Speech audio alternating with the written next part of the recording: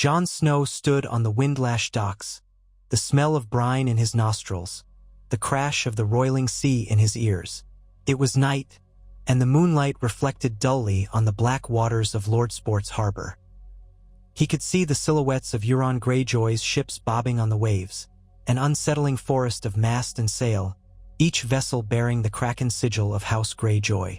Ships of all shapes and sizes, with sprawling decks and tall, menacing prows carved into monstrous forms. Torches flickered on a few of them, revealing men climbing rigging or loading cargo, while others floated silently, with sails furled and anchors dropped, as if listening to the hush of the deep. He tasted salt on his lips and felt the chill in his bones, a sensation he knew well after so many years on the wall. But this was a different cold, the cold of the sea breeze, threatening to erode his courage and chase away the final flickers of belief in what he had once thought was a noble cause. He closed his eyes for a moment, remembering the old vows, the old life. Once upon a time, he had sworn his duty to the Night's Watch. He had died in that duty, literally. He had been betrayed, stabbed by his own brothers. He had returned to life with a sense of purpose that had driven him to fight for the North, for all of Westeros, against the threat beyond the wall. But that life was gone now, as far behind him as the towering ice ramparts of Castle Black. The realm had fractured. The alliances he had worked so hard to forge had crumbled under the weight of fear, mistrust, and the ever-shifting landscape of kings and queens. Those who had stood beside him seemed scattered to the winds.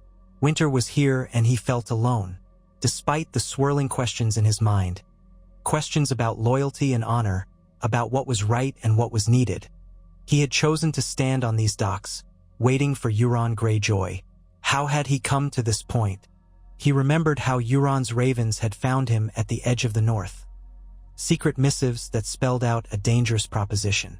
The Iron King had promised Jon a powerful fleet, pledged support in securing dominion over Westeros, all in exchange for Jon's sworn alliance. All the seas of Westeros could be yours, bastard of Winterfell, Euron had written. Swear yourself to me and sail forth to greatness. In another life, Jon would have burned the letter. Euron Greyjoy was a man known for cruelty, cunning, and ambition of the blackest sort. He was rumored to have traveled far beyond the known seas, to have dabbled in forbidden sorceries and unspeakable rites. Yet, the realm was fractured. Daenerys Targaryen had marched on King's Landing and seized the Iron Throne by fire, only to be contested by lords unwilling to bend the knee. The North was in disarray after the War of the Five Kings, the Great War, and all the other conflagrations that had racked the Seven Kingdoms. Jon himself had no illusions. The old allegiances he had staked everything upon had failed him. If the White Walker's threat was truly ended, if the long night was indeed over, then perhaps the greatest threat now was the chaos that reigned among the living. He had come to realize something bleak and profound. Valor and honor might not be enough to bring order to Westeros. The storms of ambition and greed and revenge had proven too strong for such ideals. If, to save the people and to unite the realm, he had to abandon the pure ideal of chivalry and join forces with the most dangerous man in the Iron Islands, so be it. Whatever lines he might cross, he convinced himself it would be for the greater good. He had made mistakes before, but if there was a chance, just a chance, that forging a new path could save lives, he would take it. A lone figure appeared at the far end of the dock, moving with a confident stride. Euron Greyjoy wore a greatcoat of black leather, the collar rimmed with some dark, exotic fur that whipped around his face in the wind.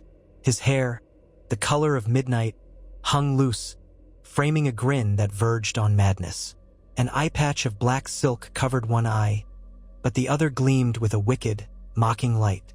A handful of Ironborn followed in his wake, weapons clinking at their belts, their breath visible in the cold air. Euron came to a stop a few paces from Jon, turning his good eye first to the harbor, then to Jon himself as if assessing his worth. The silence stretched before he finally spoke. "You're here," he said, as though he doubted. "Jon Snow, the bastard of the North." Jon did not flinch. "I'm here." Euron's grin widened. "And you're willing to sail under my banner to seize the power that we both know Westeros needs?" "I'm willing," Jon said quietly. willing to do what needs to be done. Euron laughed, a low sound that felt like a knife scraping bone. Need. Yes, that's the word. So many lords do what they want for power or glory, but they never consider what the realm needs. Perhaps we can show them, Jon Snow, that there's a darker path worth taking if the ends are grand enough. He waved his hand as though throwing off the final illusions of courtesy. Come aboard the Silence. We will speak in my cabin. Tomorrow we sail. Jon studied him. Euron Greyjoy was as dangerous as the rumors said, and in that moment, Jon sensed a pang of regret for what he was about to do.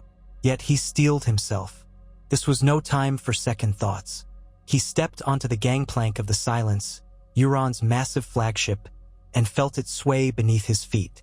The deck was oddly silent, as though the men who crewed it had long ago lost the ability, or the will, to speak. Grim faces parted to let their king and his new ally pass. The wood underfoot was a dark, ancient oak, scratched and carved with sigils whose meaning Jon did not know. Lanterns glowed with a faint, sickly luminescence, and the figurehead at the prow of the ship was a monstrous kraken mouth, twisted as if in a perpetual roar. In the captain's cabin, thick tapestries hung from the walls, depicting obscene scenes of naval conquest and darker rites. Jon let his gaze drift, forcing himself to stay calm, though a part of him recoiled at the strangeness. Euron poured them both cups of a strong, spiced wine from a decanter carved from what looked like the horn of some beast from the Far East. To the future, Euron said, raising his cup. Jon raised his as well, sipped the burning liquid. The future. They spoke long into the night. Euron's plan, at first glance, seemed audacious. He would use his fleet to strike at Westeros's vulnerable coastal regions, sowing terror and confusion. In the chaos that followed, Jon Snow would lead ground forces, men disaffected with their current lords, mercenaries from Essos, and perhaps even some traitorous knights from the Westerlands or Stormlands, promising order and stability under a new regime. A regime led by Jon Snow, who had once been heralded as a hero for the living. Now, Euron said that legend would become the face of conquest. The idea should have horrified Jon, but perhaps the wine made him numb. Or perhaps he had decided that even if conquest was not the pure path, it might be the only path left. If Daenerys had taught him one thing, it was that you could not let your enemies gather strength while you vacillated. If you meant to rule, you had to act decisively. Jon repeated to himself that he was doing this for the greater good, but somewhere in the recesses of his heart, he recognized a quiet, bitter truth. He was tired. Tired of fighting for others who would sooner betray him. Tired of paying the price for debts not his own. If taking up this black alliance was what it took, then so be it. When he finally left Euron's cabin and retreated to the small space offered to him on the Silence, he found himself unable to sleep. He stood on the deck, staring into the endless black of the sea, listening to the faint creak of the sails and the whispered hush of the iron-born watchman. He wondered how Ghost, his direwolf, would greet him were the beast still at his side. Would Ghost even recognize him anymore? At dawn, the harbor came alive with the clang of anchors raised, the calls of captains, the groan of hulls as they caught the tide. A fierce wind from the west promised them swift travel to the shores of Westeros. The Silence led the way, Euron at its helm, Jon not far behind. Hundreds of ships followed, each bearing the black kraken banners, each filled with armed men. It was a sight that would have once filled Jon with dread, but now it was merely the shape of things to come. They sailed for days, the wind favoring them as though the gods themselves had decided to let this monstrous plan unfold. Whenever they stopped at a small cove for fresh water or supplies, the local folk cowered behind their doors. The Ironborn were infamous reavers, and Euron did little to reassure them. He let his men take what they needed from terrified fishermen and traders, leaving behind only scraps. Jon tried to intervene in the worst of the pillaging, but each time Euron only laughed and told him to save your mercy for the illusions of court. Jon felt the old conflict rise in him, the sense that he was allowing something monstrous. Yet he told himself, let them take fish and fruit. Let them break a few doors. In the grand scale of war, it was a small cruelty, less than what was to come if Westeros remained divided. The realm was in tatters. Cersei Lannister was dead, Tyrion had vanished, and Daenerys sat uneasy on the Iron Throne, rumored to be haunted by the atrocities she had committed in the final siege of King's Landing. In the north, the houses bickered among themselves, each seeking advantage. The Vale remained aloof, and Dorne was rumored to be preparing for independence again. If no one acted, the realm would tear itself apart anew. So Jon endured. He turned his gaze from the cruelty of the Ironborn, telling himself that soon, once he had the power to enforce a fairer rule, he would end such brutality. If Euron suspected Jon's internal turmoil, he showed no sign of it. When at last they rounded the rocky headlands north of Lannisport, they set their first real target, the harbor of the Lannisters. Although the city had lost much of its wealth in the wars, it still held enough gold to ensure loyalty from many sellsword companies. Lannisport, with its grand walls and proud towers, was a symbol that House Lannister was not finished yet. Even if its great lord was gone, a new one would rise, thanks to their gold. Euron had no intention of letting that happen. He planned to strike quickly, to break Lannisport's defenses and commandeer whatever ships and gold they possessed. Jon would lead the vanguard of ground forces once the city gates were breached. Night fell on the 8th day of their voyage. The lights of Lannisport glittered in the near distance, and the silhouette of Casterly Rock loomed beyond like a slumbering beast. Euron called a war council on the silence, and Jon was at his side. The Iron King had no shortage of swagger, pacing the cabin with a restless energy, pointing at a roughly drawn map laid on a table. "We land here," he said, tapping a beach that curved around the harbor's northern flank. "The city's walls are strongest to the west, but along the harbor, especially after dark, they're weaker. My men will slip in unseen. Once we open the gates from inside, the rest can storm through." Jon studied the map, taking in the angles of approach. He had never been a natural strategist. He had learned only from necessity, but he knew enough about sieges to see that Euron's plan carried risk. If discovered, the Ironborn infiltration party could be trapped between the walls and the sea. Still, a direct assault would be far worse, costing countless lives. "Your plan depends on surprise," Jon said. "We have to ensure no word reaches them of our arrival."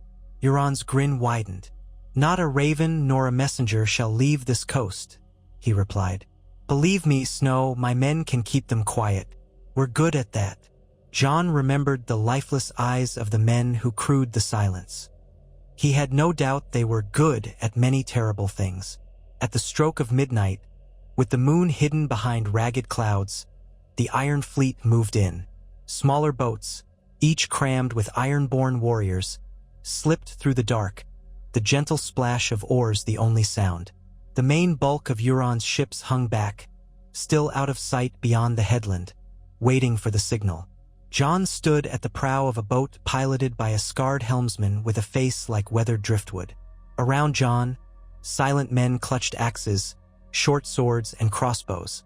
The cold air stung his face. He glanced at the city. Lannisport's lights twinkled in neat rows along the waterfront, and the outer walls rose dark and formidable against the night sky. But no bells rang, no horns sounded.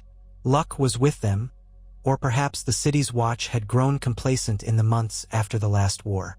Jon felt adrenaline course through him, remembering other nights infiltrating enemy lines, other nights standing on the edge of momentous events.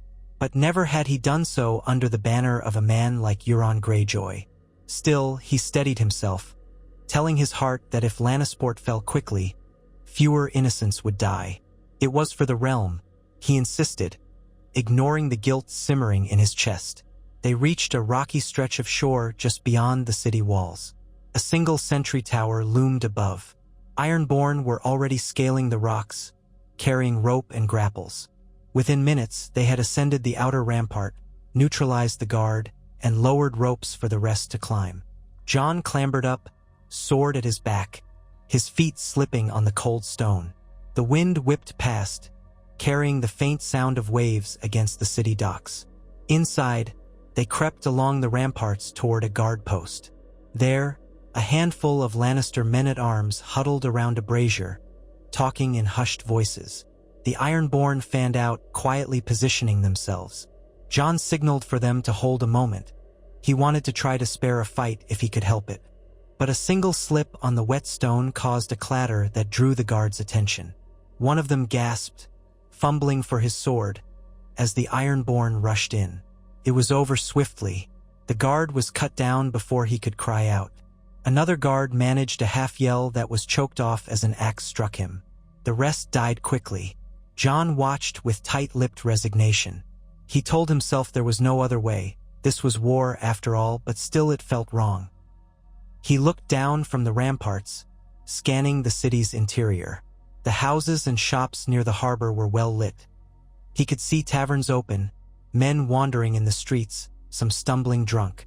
Lannisport was a wealthy city even after the war, and gold still changed hands in those rows of brightly painted buildings. Euron had promised a night of terror. It would likely be one of the worst the city had seen since the Greyjoy rebellion. From his belt, Jon took a small horn that Euron had given him, fashioned from driftwood. He raised it to his lips and gave 3 low blasts, a signal that the gates would soon be opened. Far off in the distance, a single torch was raised on a hill, acknowledging receipt of the message. That torch would signal Euron's main force, which waited to sail in once the harbor was taken. In quick order, the Ironborn infiltration group located the controls for the portcullis. A pair of heavy chains rattled in the gloom as they were forced upward. Jon, along with a half-dozen of the fiercest men, remained stationed by the gates to hold the gatehouse once opened. If the city's defenders rallied quickly, they would clash here. As the gates groaned open, the men below in the street began to realize something was amiss. Jon heard a shout. An alarm bell started to clang somewhere deeper in the city. Ironborn poured in through the gate, row upon row of leather-clad reavers, eyes gleaming with the dark lust of a raid. Several Lannister men, likely from a local watch detail, tried to form a line in the street, but the Ironborn overran them in moments. Jon forced himself down the steps, sword in hand, leading a group toward the city's main square. He had to show leadership, had to prove his worth in battle. He also wanted to prevent this from devolving into a slaughter if at all possible. He dashed through narrow cobblestone alleys, hearing screams echo off the stone walls. Ironborn men kicked in doors, dragging out residents, plundering valuables. Others simply ran through the streets, cutting down any guards they found. Smoke began to rise, plumes of black curling into the starless sky. Somewhere, a woman's scream tore through the night. Jon's jaw clenched. In war, there was no clean victory. The city guard, disorganized, tried to rally near the central fountain, where a golden lion statue stood. Jon pressed forward, leading about 20 Ironborn. They crashed into the city guard's flank, steel ringing on steel. Jon's sword felt cold and familiar in his grip. He parried a thrust from a guard whose eyes were wild with terror, then disarmed him with a brutal twist. The guard fell backward, and one of Jon's men finished him off. Another guard charged at Jon with a spear. Jon sidestepped the thrust and slashed him across the chest. Blood sprayed the cobbles. The older part of Jon wanted to shout for them to surrender, to lay down arms and avoid further bloodshed. But he did not. This was Euron's war. Jon had made a choice by stepping off that boat. Shouting for mercy would only undermine his position, and ironically, likely cost more lives. So he fought in silence, driving the defenders back, helping the Ironborn secure the square. When the last guard fell, the Ironborn let out a ragged cheer, lifting their weapons. Fires now burned in several areas around the harbor. The clang of swords echoed from side streets, but the main gate was in Ironborn hands. Jon raised his sword, pointing toward the harbor where the Lannister fleet was moored. If Euron's men could seize those ships before they fled, they would gain an even greater advantage. He led the Ironborn toward the docks, weaving through chaos. Civilians ran screaming in all directions. Pairs of reavers kicked down tavern doors, dragging out casks of wine and sacks of coin. A few men in Lannister colors tried to form a defensive line near the piers, but the Ironborn overcame them with savage glee. Jon spotted a cluster of the city's ships, mostly merchant vessels, but a few armed galleys as well. Sailors were scrambling to cast off, to flee out of the harbor. "Stop them!" Jon bellowed, leading a charge onto the pier. The Ironborn rushed forward, throwing grappling hooks onto the ships, boarding them in a storm of axes and swords. Jon leapt onto a smaller galley just as it was pushing away from the dock. The deck pitched beneath him. A pair of sailors tried to repel him with boat hooks, but Jon slashed them aside. Within moments, the ship was his. He looked back at the city. The flickering of flames lit the night sky. In the distance, the massive shape of Euron's flagship, the Silence, glided into the harbor. Behind it, dozens more of the Iron Fleet, black sails billowing in the wind. The city was lost. Lannisport had fallen in a single night. Even the rock itself would have to be surrendered or besieged. But for now, Euron's first objective was complete. Jon felt no triumph as he watched the chaos. He only felt a grim sense of inevitability. War was never clean, never glorious. But the deed was done. And if this was the first step to forging a realm unbroken by petty lords, then he had to see it through. At sunrise, Lannisport was in the Ironborn's grip. Fires still. El smoldered in a few districts, and the docks were choked with the wreckage of vessels whose sailors had tried to resist. Euron paraded through the streets with a handful of his captains, awarding them praise for their deeds. He had a mocking smile on his lips as he welcomed Jon into a makeshift command center in the city's ornate guild hall. The floor of the hall was littered with bodies of guards who had made a last stand in the night. Euron's men had tossed them aside to clear space for a long table, which now bore maps of the Westerlands and beyond. Euron himself lounged in a gilded chair, swirling a cup of wine, a bored expression on his face. He nodded for Jon to stand at his side. "An impressive victory," Euron said, his tone casual. "It seems your presence on the field has proven quite valuable." Jon's voice was hard. "It's a victory," he said, glancing around at the carnage. "Now what?" "Now we solidify our hold here," Euron replied, leaning forward. "The Lannisters might be weakened, but Casterly Rock stands. Normally, that fortress would be our next prize. But I want to be smart about this. Casterly Rock's vaults might be nearly empty, but the place is still a symbol. Breaking it would take time and resources we might use elsewhere." He traced a line on the map, heading south.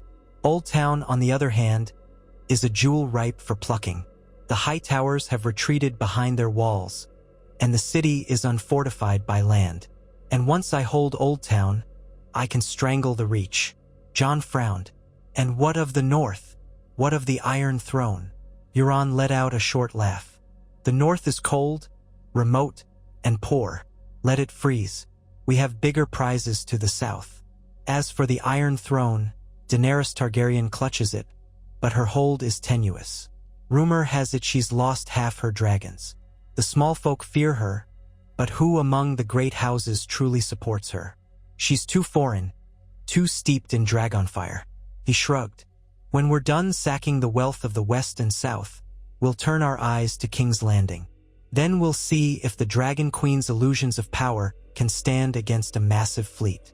Jon listened, uneasy. Euron's grand strategy was indeed cunning. Starve out the various regions, seize the richest cities, and eventually close in on King's Landing. It would be a slow strangulation of Westeros until Euron's coalition, whatever that would look like, became the de facto power.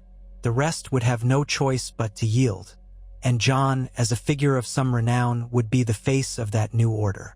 It was everything Euron had promised in his letters. There was no turning back. Jon had given his word.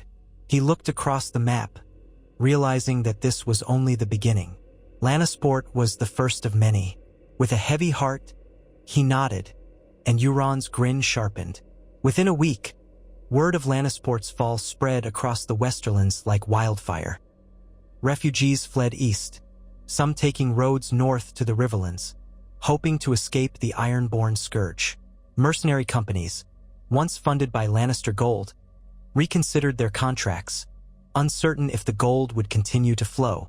Scattered loyalists made for Casterly Rock, determined to mount a defense. But Euron did not linger. He left a garrison of Ironborn in Lannisport, led by a captain named Dunstan Pike, instructing him to keep the city subdued and the docks under control. Then the bulk of his forces embarked again, setting sail southward. The next target, Old Town. Jon joined the fleet, splitting his time between the Silence and a captured Lannister war galley. Euron insisted that Jon captain a vessel of his own, a sign of trust and respect for his new partner. Jon had no love of ships or the sea. He had once nearly drowned during a Greyjoy raid on the north, but necessity drove him onward. He let the Ironborn do the actual sailing while he plotted the next moves, drilling men-at-arms and preparing for the assault to come. If Old Town fell, the entire Reach would be in flux, and House Tyrell, long since weakened and scattered, might not be able to unify anyone to fight back. During the voyage, Jon found himself at odds with the more brutal impulses of Euron's captains. Several times, they veered towards small fishing villages along the coast, wanting to raid and pillage. Jon tried to rein them in, explaining they should conserve energy and resources for the real battles ahead. When that failed to sway them, he invoked Euron's authority. The king wants no delays. The king wants Old Town. That usually worked, though a few captains eyed Jon with open suspicion. "Are we not Ironborn?" they would say. "Are we not free to reap the spoils of war?" To which Jon would reply with a stern expression, "If you want to face Euron's wrath for disobeying his plan, be my guest." It was enough to keep them in line for now. Each morning, the fleet crept further south, passing the broken peninsula of the Shield Islands. The waters grew warmer, the color of the sky shifting subtly as they approached the region near the mouth of the Honeywine River, where Old Town stood. The city, ancient and grand, was one of the few places in Westeros that had never fallen to the Ironborn. Its walls were old and tested, its inhabitants proud, and the high tower itself soared up from the harbor, a lighthouse fortress said to be older than the Seven Kingdoms themselves. Euron relished the challenge. "In all the history of the Ironborn, Old Town has stood beyond our grasp. We'll be the first to break that record, and then the entire South will tremble." In the small hours before dawn on the day they arrived, the Iron Fleet approached. A dense fog clung to the water, muffling the sound of oars. Jon and Euron stood on the Silence's prow, scanning for signs of watch ships. In the gloom, Old Town's silhouette appeared, a cluster of walls and towers along the winding Honeywine. The tall shape of the high tower rose at the edge of the harbor, its great beacon glowing through the mist. The toll of a distant bell drifted across the water, possibly a routine marking of the hour, or perhaps an alarm. A hush fell over the fleet. Euron gave the signal. The smaller ships fanned out, heading for the harbor mouth. The Silence, carrying the bulk of Euron's elite warriors, steered for the main piers. Jon's war galley, painted black and bearing no sigil but the Kraken, followed a short distance behind. Men crouched behind the gunwales, crossbows and grappling hooks in hand. The plan was to hit the harbor swiftly, disrupt any ships that might try to sail out, and then storm the quays. But Old Town was not as complacent as Lannisport had been. As soon as the first Ironborn vessels came into the harbor, alarm bells rang from the high tower. A flare shot up into the sky, green wildfire, perhaps stolen from Cersei Lannister's old caches, illuminating the fog with an eerie glow. Jon cursed under his breath. They had been spotted. "Onward!" Euron roared, leaping from the prow of the Silence onto a stone quay as soon as the ship scraped alongside. Dozens of his men followed, weapons clashing against city guard who scrambled to form a defense. Shouts and screams echoed through the damp air. Jon maneuvered his galley to another pier, letting his men disembark. The Old Town Guard were better trained than the half-drunk watch of Lannisport, and they wore better armor. A fierce melee broke out, steel ringing on steel. Jon carved a path through a cluster of spearmen, trusting his men to watch his flanks. The city's defenders fought bravely, but they were outnumbered, and the Ironborn were savage. The clash at the harbor was brutal and swift. Sailors and small folk tried to flee inland, while city guard rushed to the walls to man the battlements. Euron's unstoppable momentum carried him deeper into the city. Fires sprang up, though not as many as in Lannisport. Jon had ordered his men to keep the destruction in check if possible. Euron's captains cared less, but the damp air and the Old Town stone made it harder for widespread flames to catch. Still, the air stank of smoke and blood. Jon led his contingent toward the city's great square, near the base of the high tower.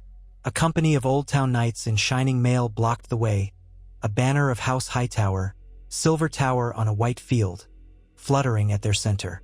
Their captain shouted for the Ironborn to halt. Jon considered shouting back a demand for surrender, but the knights charged, lances aimed at the mass of reavers. A furious fight ensued, men collapsing in heaps of gore. Jon found himself face to face with the Hightower captain, a tall knight with a crest of a flaming tower on his helmet. Their swords collided, sparks leaping in the gray light. Jon blocked a savage overhead strike, felt the shock jar his arms.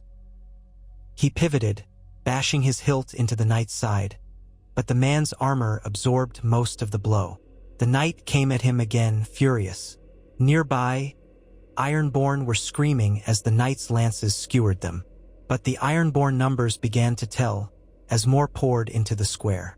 Axes found joints in plate armor. Crossbow bolts took knights from behind. Slowly, the defense wavered. Jon and the knight traded several more blows. The knight's technique was solid, honed by years of training. Jon relied on the instincts shaped by life-and-death struggles far beyond the tourney grounds. When the knight fainted low, Jon anticipated the real strike high and parried, then stepped inside the knight's guard. He slammed his pommel into the knight's face, denting the visor. The knight stumbled back, and Jon slashed a deep cut across his breastplate. The knight toppled, blood pouring from the shattered plates. Chest heaving, Jon looked around. The square was theirs, littered with bodies. The steps of the high tower lay just ahead, the great doors barred. A handful of defenders, perhaps a last group of knights and armed servants, scrambled inside. From the high windows, archers loosed arrows at the Ironborn, who took cover behind overturned carts and crates. Euron stalked into the square, his mouth twisted in a triumphant grin. Blood spattered his leather coat. He surveyed the tower. "Breaking into that might be fun," he said, "but perhaps we can flush them out another way." He gestured to the base of the structure, where a massive catapult stood, part of Old Town's harbor defenses. Ironborn had seized it. Now they were dragging casks of lamp oil, setting them near the tower's foundation. Jon realized with dread that Euron meant to burn them out if they would not surrender. The high tower was essentially a lighthouse. Its lower floors were stone, but above that, the structure contained many flammable materials: wooden staircases, furniture, tapestries. If a fire raged long enough, it might collapse, even if the outer walls were stone. "Come out, high towers, or burn!" Euron bellowed. The archers continued to shoot. One arrow stuck in the ground near Euron's boot. He let out a wild laugh, gave a mocking bow, and signaled his men. They lit the casks. Flames licked at the stone walls, black smoke curling upward. Euron called for more oil, more fuel, determined to create an inferno. Jon watched, uneasy. This was not a clean siege, but a spectacle, a living sacrifice to the Ironborn appetite for conquest. Soon, the lower windows of the tower glowed with firelight. Screams came from inside as smoke seeped through the cracks. Still, no one emerged. Jon ground his teeth. The place was doomed if they did not come out. He had to do something. He strode to Euron's side, ignoring the arrows that zipped past. "If the Hightowers will not come out, we should at least offer them terms," he said. Euron's single eye gleamed like a hungry predator's. Terms? They had their chance to surrender. Now they cook. Jon grasped Euron's arm before he could stop himself. "That's a waste. We need the city. We need hostages. If we kill all its lords, who'll rule Old Town in our name? Do you want these people rising up at every turn?" Euron looked down at Jon's hand on his sleeve. For a moment, Jon thought the Iron King might lash out at him, but Euron only smirked. "You're learning the ways of conquest, Snow, but you still have a streak of mercy in you." He jerked his arm free. "Go on then. Offer them terms if it soothes your conscience. But if they refuse, they burn." Jon nodded, stepping forward with his sword raised high to show he came in parley. An arrow thudded into the stone at his feet. He shouted up at the tower, "Lord Hightower, heirs and guards within, if you surrender now, the city will be spared further destruction. You will be allowed to keep your lives. Euron Greyjoy, King of the Iron Islands, will recognize your lordship under his reign." Smoke billowed from the tower's lower levels, swirling in dark clouds. The archers had ceased firing, perhaps choking on the fumes. Minutes passed with no answer. Euron was about to order more oil tossed onto the flames when the great doors creaked open. A figure emerged, coughing violently. He wore partial armor, dented and scorched, and carried no weapon. Behind him, a half-dozen others followed, some with bloodied bandages, many leaning on each other for support. Jon approached cautiously, signaling his men to hold. The knightly figure sank to one knee on the scorching steps. We yield," he choked. "The city is yours." Euron let out a bark of laughter. "Come, kneel before the new masters of Old Town." Behind him, his men roared in triumph. Jon's gut twisted, but he forced himself to remain impassive. Another city fallen. Another place brought under Euron's dominion, and by extension under Jon's cause. As the day wore on, the flames at the tower's base were doused, leaving a scorched patch of blackened stone and the remains of a few collapsed rooms. Euron and Jon took quick control of the city's leadership structures. The citadel, the great seat of the maesters, was in turmoil. Many maesters fled or hid, while some came forward, hoping to negotiate. Euron only spared them because Jon insisted they could be useful, controlling the realm's flow of information. The next few days saw the Ironborn cement their rule over Old Town. The Hightowers were forced to swear fealty. Their wealth, including hidden vaults of coin and trade goods, was seized. Euron reveled in the spoils, carousing in Lord Hightower's feasting hall, drinking wine from the Lord's own cups. Meanwhile, Jon tried to restore some semblance of order, commanding the Ironborn to rein in the pillaging, reminding them that this city was now theirs to protect, not destroy. Some of Euron's men grumbled, but none dared openly challenge the new arrangement. Yet tension simmered. Jon found himself at odds with Euron's darker impulses again and again. Each time, Euron would relent just enough to avoid a complete rift, but his mocking smile told Jon he was pushing his luck. Still, for the moment, Old Town was the Iron King's. By subjugating the city and controlling its harbor, Euron now had a major foothold in the Reach. Trade would flow through his hands, and the small folk would soon come to rely on his rule, for better or worse. A fortnight passed. The city, though battered and fearful, continued its daily routines under the watchful gaze of Ironborn patrols. Jon stood on a balcony of the High Tower, gazing toward the horizon. The harbor was calm, sails drifting lazily in the breeze. Far out to sea, the outline of the silence was visible. Euron had left the city for a few days on some cryptic errand, taking his ship and a handful of captains. Jon almost felt relief in Euron's absence. He took advantage of the lull, sending riders to the surrounding countryside, offering terms to the local lords in the name of Lord Snow. Many did not respond, uncertain if they should treat with a rumored bastard turned conqueror. Others sent careful letters, seeking assurance of safe passage if they came to treat. Jon knew it would not be easy, forging alliances with the proud lords of the Reach. But he had to try. If he could gather them under one banner, perhaps this new reign would not be purely one of terror. Late on the second night of Euron's absence, a commotion broke out in the city. Jon was roused from a restless sleep by distant horns. He hurried to the tower windows, searching for the source of the disturbance. Torches flickered along the main gate. Then he saw it. A group of riders galloping under the cover of darkness, banners trailing behind them. Banners of House Tarly, House Rowan, House Florent. They were attempting to enter the city. At first, Jon thought they might be reinforcements to oust the Ironborn. But the gates were opened under the orders of the Old Town Guard, who had sworn fealty. The riders came in without resistance. Jon hastily dressed and descended, accompanied by a handful of men loyal to him. When he reached the courtyard, the new arrivals were dismounting, their eyes scanning the gloom. A tall figure in partial armor stepped forward, removing his helm. He had short, coarse hair the color of straw and a thick mustache. His face bore old scars.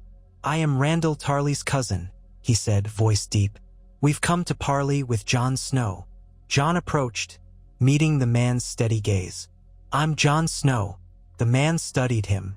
"We heard rumors that you'd taken Old Town in league with the Ironborn, but that you sought alliances. Is that true?" Jon's jaw tightened. "It is. House Hightower has bent the knee, and the city is under our protection. If you've come to treat, you'll have my word of safe passage." A murmur spread among the riders, relief mingled with doubt. The man nodded. "I represent a faction of lesser lords in the Reach, those uncertain of the Tyrell claims or the Targaryen rule. We're tired of the chaos. We thought perhaps an alliance with you might bring stability. But we have questions, many questions." Jon gestured to the keep's entrance. "Come inside. We'll talk. The city's yours to see. I make no secret of how we took it, but if you can stomach the Ironborn's methods, perhaps we can find common cause." They entered the keep, torches flickering in the vaulted halls. Jon led them to the great solar, where a fire crackled in the hearth. The Tarley cousin and the other men, Rowans and Florence and a few lesser-known knights, removed their gloves and cloaks, gazing around the once proud Hightower seat. The smell of burnt wood lingered in the air from where part of the tower had been scorched. "What do you propose, Jon Snow?" asked a knight from House Florent, arms folded across his chest. "Our lands have suffered from war. We've had enough of Dragonfire and roving bands of Sellswords. Are you offering peace?" Jon hesitated. "I offer an end to the constant turmoil of contested thrones. The king in the Iron Islands, Euron Greyjoy, has allied with me to bring order. He commands the greatest fleet in Westeros. He has methods I do not always agree with, but with my counsel we can shape a stable rule. If you join us, you keep your lands, your titles, and you'll be part of the new order we forge." A hush fell. Some looked skeptical, others seemed intrigued. One man spoke up. "And Daenerys Targaryen? Will she stand idly by while you carve up Westeros?" "She's lost support," Jon said. "Her dragons are fewer, and many lords remember the destruction of King's Landing. If we unify quickly, we might negotiate her abdication. Or if not, we will remove her by force. One way or another, the wars will end." "And the North?" another asked. "Do you claim it as well?" Jon's throat felt tight. "I am a son of the North," he said, "but my family and I have grown distant. I can't say if they will join or resist. For now, the North is not our immediate concern." Another. "Hush." Jon could feel their uncertainty. They were men of the Reach, suspicious of Ironborn raiders. Yet they were also desperate. The realm was broken, and the Tyrells, who once governed the Reach, were either gone or too weak to enforce their rule. Bandits plagued the roads, and the Targaryen queen's tax collectors had begun extorting those who remained loyal. The Tarley cousin glanced at his companions. "We will consider your offer, Snow, but we need assurances of protection if we pledge ourselves. We need to see that you can restrain the Ironborn from ravaging our lands." Jon nodded. "I understand. If you side with us, I'll do everything in my power to ensure your people are spared. We also want a seat at your councils," the Tarley man pressed. "A voice in the new order." "That seems fair," Jon agreed. They spoke long into the night, ironing out the beginnings of an accord. The men said they would return to their lordships with word, promising to bring more men to treat. Jon felt a flicker of hope. Perhaps it was possible to build a new coalition, one not purely founded on fear of the Ironborn. If he could gather enough support in the Reach, the wars could end swiftly. But a storm was brewing. Early the next morning, Horns blared from the harbor. Euron's fleet returned, the silence at its head. Jon could see them from the tower window. Row upon row of black-sailed ships, some bearing fresh scars of battle. Euron had apparently raided a Tyrell loyalist outpost on the coast, or so rumors said. His men would be returning with plunder, and doubtless fresh outrages that would make alliance building all the harder. Jon went down to the quays to greet Euron, accompanied by the Tarly envoy and his knights. When the Silence docked, a gangplank was thrown down, and Euron appeared at its top. He wore a cloak of flayed crimson leather. Jon didn't want to guess from which beast, and he swaggered like a conqueror returning from triumphant spoils. Behind him, men dragged prisoners in chains, battered and bruised. One was a woman in tattered garments, her hair a shock of silver blonde. Jon's heart twisted. A Targaryen loyalist? Or perhaps just a Reach lady with pale hair? The woman's face was streaked with tears, but she stood with a fierce dignity in her eyes. Euron shoved her forward, causing her to stumble. Then he caught sight of Jon and the small group of knights. "Greetings, Snow," he called out, that mocking grin splitting his face. "I've returned with gifts for our growing kingdom." He gestured grandly. "We captured a convoy along the coast. Seems they were bearing letters to the Dragon Queen, pledging support from some Reach lords who cling to old alliances." He grabbed the woman by the chin. This one was carrying the letters. "She says she's of House Conklin, a minor branch loyal to Targaryens. She's a little liar, but I'm sure we can learn the truth." Jon saw the flicker of horror in the Tarly envoy's eyes. House Conklin was a small, unimportant house by itself, but the idea of Ironborn capturing a noblewoman like some spoils of war was repugnant. Jon stepped forward, jaw clenched. "She's a prisoner, then. We should treat her fairly, question her if needed, but not harm her." Euron gave a theatrical bow. "As you wish, my good partner. We'll keep her safe in the cells until she decides to speak." He released the woman's chin, tossing her to a pair of guards. The Tarly cousin did not hide his dismay. "Is this how it will be from now on? Noblewomen dragged through the streets in chains?" Euron turned that cold eye on him. "And who are you to question me? A Tarly? I remember your lord. I remember the Tarly banners in old wars. Where is your lord now?" The cousin stood firm. "He died in the war against Daenerys Targaryen. I am his cousin, sworn to House Tarly's cause. I came here to negotiate with Jon Snow." Euron laughed. "Negotiate, is it? With that one?" He jabbed a thumb at Jon, then spat overboard. "By all means, negotiate. But mind you don't make promises you can't keep, Snow. The Ironborn do not kneel to anyone's illusions. We take what we want." Jon felt the tension gathering like thunderclouds. This display was everything he had feared. Euron undermining the fragile trust Jon was trying to build. He forced a calm tone. "The Tarly envoy has come to see if an alliance is possible. If we gain the support of the Reach, our cause is strengthened." Euron smirked. "Oh, I'm sure you'll talk them into your illusions of peace. Meanwhile, I'll keep them honest." He waved at his men. "Show them what happens to those who defy us." A hush fell as two Ironborn dragged a ragged prisoner forward. The man's clothes were torn, his face bruised and bloody. A soldier, by the look of him, or a minor knight. They shoved him to his knees on the dock. Euron pulled a dagger from his belt, flipping it idly in his hand. This one claimed to be a loyalist to the Dragon Queen. "He spat at me. He said we'd burn when the dragons returned. Shall we see him off to his beloved queen?" Jon's heart sank. He glanced at the Tarly envoy, whose face was pale. This was a brutal demonstration. If Jon let Euron do as he wished, any hope of a peaceful alliance would be overshadowed by terror. Yet if Jon tried to intervene too strongly, he might break with Euron, losing the fleet and the only means to enforce any sort of order. He stepped closer, voice low. "Euron, we've already seized Old Town. We don't need to make examples of every prisoner. This is pointless cruelty." Euron's good eye gleamed with a mad amusement. "Pointless? The point is fear, Snow. Fear keeps these lords in line. If you think sweet words alone will suffice, You're more naive than I thought." He kicked the prisoner in the back, knocking him to the dock boards. The poor man coughed, spitting blood. Euron raised his dagger. Jon grabbed Euron's wrist. A collective gasp sounded from the Ironborn. The Tarly envoy and his men froze, eyes wide. Euron stared at Jon's hand, then slowly turned his head, a murderous glint in his eye. The tension was palpable as wind off the sea whipped their cloaks. Jon spoke in a controlled voice. "We can show strength without barbarity. I gave my word to these lords that we'd negotiate in good faith. I will not stand by while you slaughter a prisoner before them." Euron stared, silent for a moment that stretched like a drawn bow.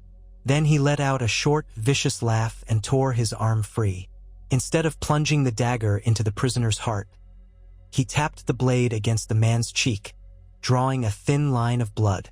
"Perhaps I'll be merciful today," Euron said. "Lock him up. Let him rot in the dungeons. Maybe I'll slit his throat tomorrow instead." 2 Ironborn dragged the prisoner away, who was too broken to resist. The Tarly envoy let out a shaky breath. Euron turned back to Jon, still wearing that mocking smile. "There, you see? The bastard of Winterfell has had his say. Isn't he merciful?" The sarcasm dripped from his tone. He swept past them, barking orders to his men about securing the harbor. Jon followed, bristling at Euron's attitude but reminding himself that a complete break with the Iron King now would be disastrous. He glanced at the Tarly envoy, who looked shaken but resolute. Perhaps seeing Jon reign in Euron's worst impulses had impressed him. Or perhaps it only showed how precarious the alliance was. The next days brought more lords to Old Town. Some came out of fear, some out of genuine hope that Jon Snow offered a path to stability. They brought news. Daenerys Targaryen had dispatched envoys to Dorne, seeking new alliances to bolster her claim. The Vale remained quiet, though some said Peter Baelish was pulling strings behind the scenes. The North was fracturing between different houses who questioned the Stark lineage, uncertain if Sansa or Bran or some other branch should lead. In other words, the perfect environment for Euron and Jon to pick the realm apart, one region at a time. But the cost weighed heavy on Jon. Each new alliance was stained by the Ironborn presence, by Euron's cruelty that lurked just behind every negotiation. Jon found himself promising that, once the realm was united under their rule, stability would prevail, that raids and pillaging would cease, that a new peace would come. Some believed him, some only nodded in fear, and Euron clearly had no intention of changing his ways. Jon told himself that once they were victorious, once Daenerys was toppled and the realm bowed, he could dismantle Euron's tyranny from within. It was a dangerous hope, but it was all he had. Half a moon's turn later, the next major step beckoned. Euron gathered his captains and allied lords in the great hall of Old Town.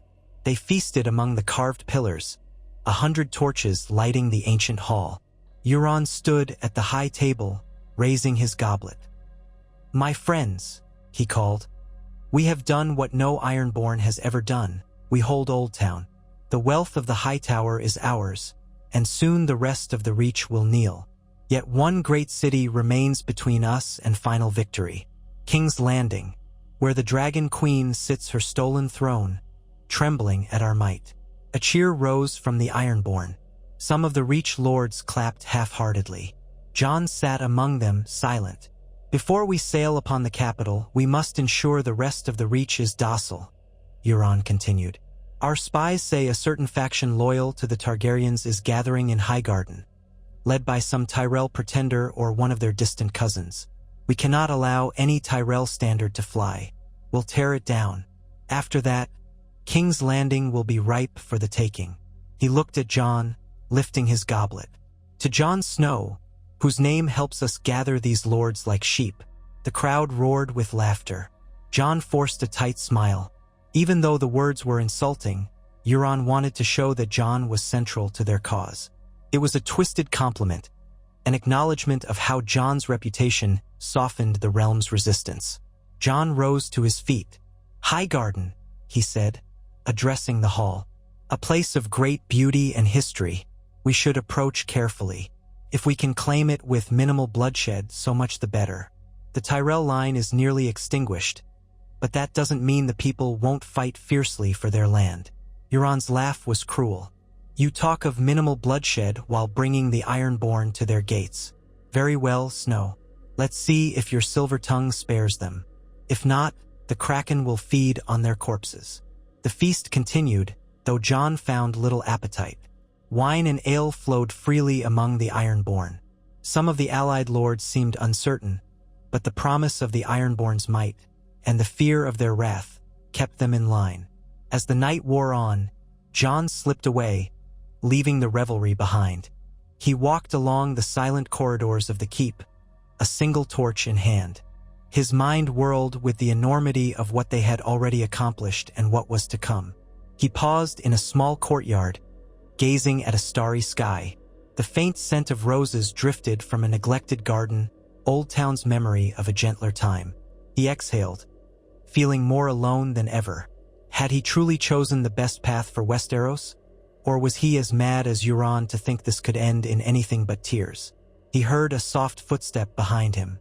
Turning, he saw the Tarly cousin, his lined face serious. The man gave a slight bow, then stepped forward, speaking quietly. Lord Snow, I fear your alliance with the Iron King is a double-edged sword. Many in the Reach are hesitant to follow, yet they see no better choice. Daenerys Targaryen's taxes and the memory of her Dragonfire weigh on them. They are frightened. Jon nodded. I wish there were another way. The man sighed. Perhaps in time we'll find a better road. For now, the lesser evils might be all we have. He looked off into the night. I'll do my best to rally more lords under your banner. But if Euron Greyjoy continues his ways, resentment will boil over. Jon's voice was a whisper. I know. They stood in silence, both aware of how fragile this alliance truly was. Then the Tarly man departed, leaving Jon alone under the starlight. Jon closed his eyes and let out a breath, imagining for a moment that he was back on the wall, that all he had to worry about were wildlings and snows. But that life was gone. At dawn a few days later, the Ironborn fleet and their newly captured ships set sail once more. This time, they had allies from the Reach among them, men who would guide them along the Mander River, show them the best points of approach to Highgarden's lands. The journey upriver was eerie and slow. The tall banks of the Mander rose on either side, dotted with farms and small estates. Wherever they passed, small folk watched from a distance, uncertain whether to flee or offer fealty. A few burned their own crops rather than let them fall into Euron's hands, a sign of the quiet resistance forming. Highgarden itself stood on a gentle hill overlooking the Mander. Famed for its verdant fields, sweeping orchards, and labyrinthine gardens, it was once the seat of House Tyrell, proud wardens of the Reach. But after the wars, the castle had changed hands more than once. Rumor said a distant cousin of Mace Tyrell, some half-legitimate branch, had assumed command, rallying men to the Tyrell banner. Whether they were recognized by Daenerys or not was unclear, but they proclaimed themselves the rightful lords. Euron's plan was simple: land the bulk of his forces downstream, surround Highgarden, and demand surrender. If the defenders refused, the Ironborn would assault the walls while the fleet blockaded the river approach. As always, Jon hoped to negotiate peace before the bloodshed began. But time and again, Euron's approach had proven that fear was their greatest weapon. When they finally reached the outskirts of Highgarden, Euron disembarked with Jon and a significant host. They marched up through the once lush fields, seeing the orchard trees stripped bare, the land scorched in some areas, signs of a desperate scorched earth defense. The castle loomed ahead, its pale walls glimmering in the midday sun, banners of House Tyrell snapping in the breeze. The golden rose on a green field, a once beautiful symbol, now battered by reality. Euron strode toward the gates, a horn in his hand. He blew a harsh blast, echoing across the rolling hills. "Open your gates or face the Kraken's wrath," he bellowed, his voice dripping with menace. Around him, hundreds of Ironborn and allied soldiers brandished weapons, chanting war cries. On the battlements, a figure appeared. A man with a green cloak, the Tyrell rose emblazoned in gold. He had a neat beard and a bearing of mild authority, but a certain desperation clung to his expression. "I am Garin Tyrell," he shouted. "In the name of my ancestors, I demand to know who invades our lands." Jon stepped forward before Euron could speak. "I am Jon Snow, allied with King Euron Greyjoy. We have come to unite the Reach under our banner. If you surrender now, no harm will come to your people." Garin Tyrell's laugh was bitter. "Surrender to Ironborn Reavers? We've seen what happened to Oldtown and Lannisport. You leave only ashes and corpses in your wake. How can we trust your words?" Jon clenched a fist, recalling the countless dead in those cities. "I won't deny there was bloodshed, but it need not be this way. Lay down your arms, and your lands will be spared. There is no reason for more senseless deaths." Euron snorted behind him. "Don't coddle them, Snow. Show them why they should fear us." Jon ignored him, calling up at the walls again. "Garin Tyrell, if you fight, you will lose. The Ironborn have a vast fleet, and they'll starve you out. You cannot hope for relief from the Targaryen queen. She's too far, and her grip on the throne is too weak. Think of your people, not just your pride." Garin Tyrell hesitated. He looked back at the men on the ramparts. Then he spat over the wall. "House Tyrell doesn't bend to the likes of Euron Greyjoy. I'll see you all in the Seven Hells before we yield." Euron smiled thinly. "So be it." He turned to his captains, raising his sword. "Build the siege lines. We'll strangle them until their golden rose withers." And so Highgarden fell under siege. The Ironborn, unaccustomed to large land campaigns, relied on allied soldiers from the Reach for guidance. Tarly men, Rowan men, Florent men, those who had joined Jon's cause. They ringed the castle, cutting off supply routes. Euron's ships held the river.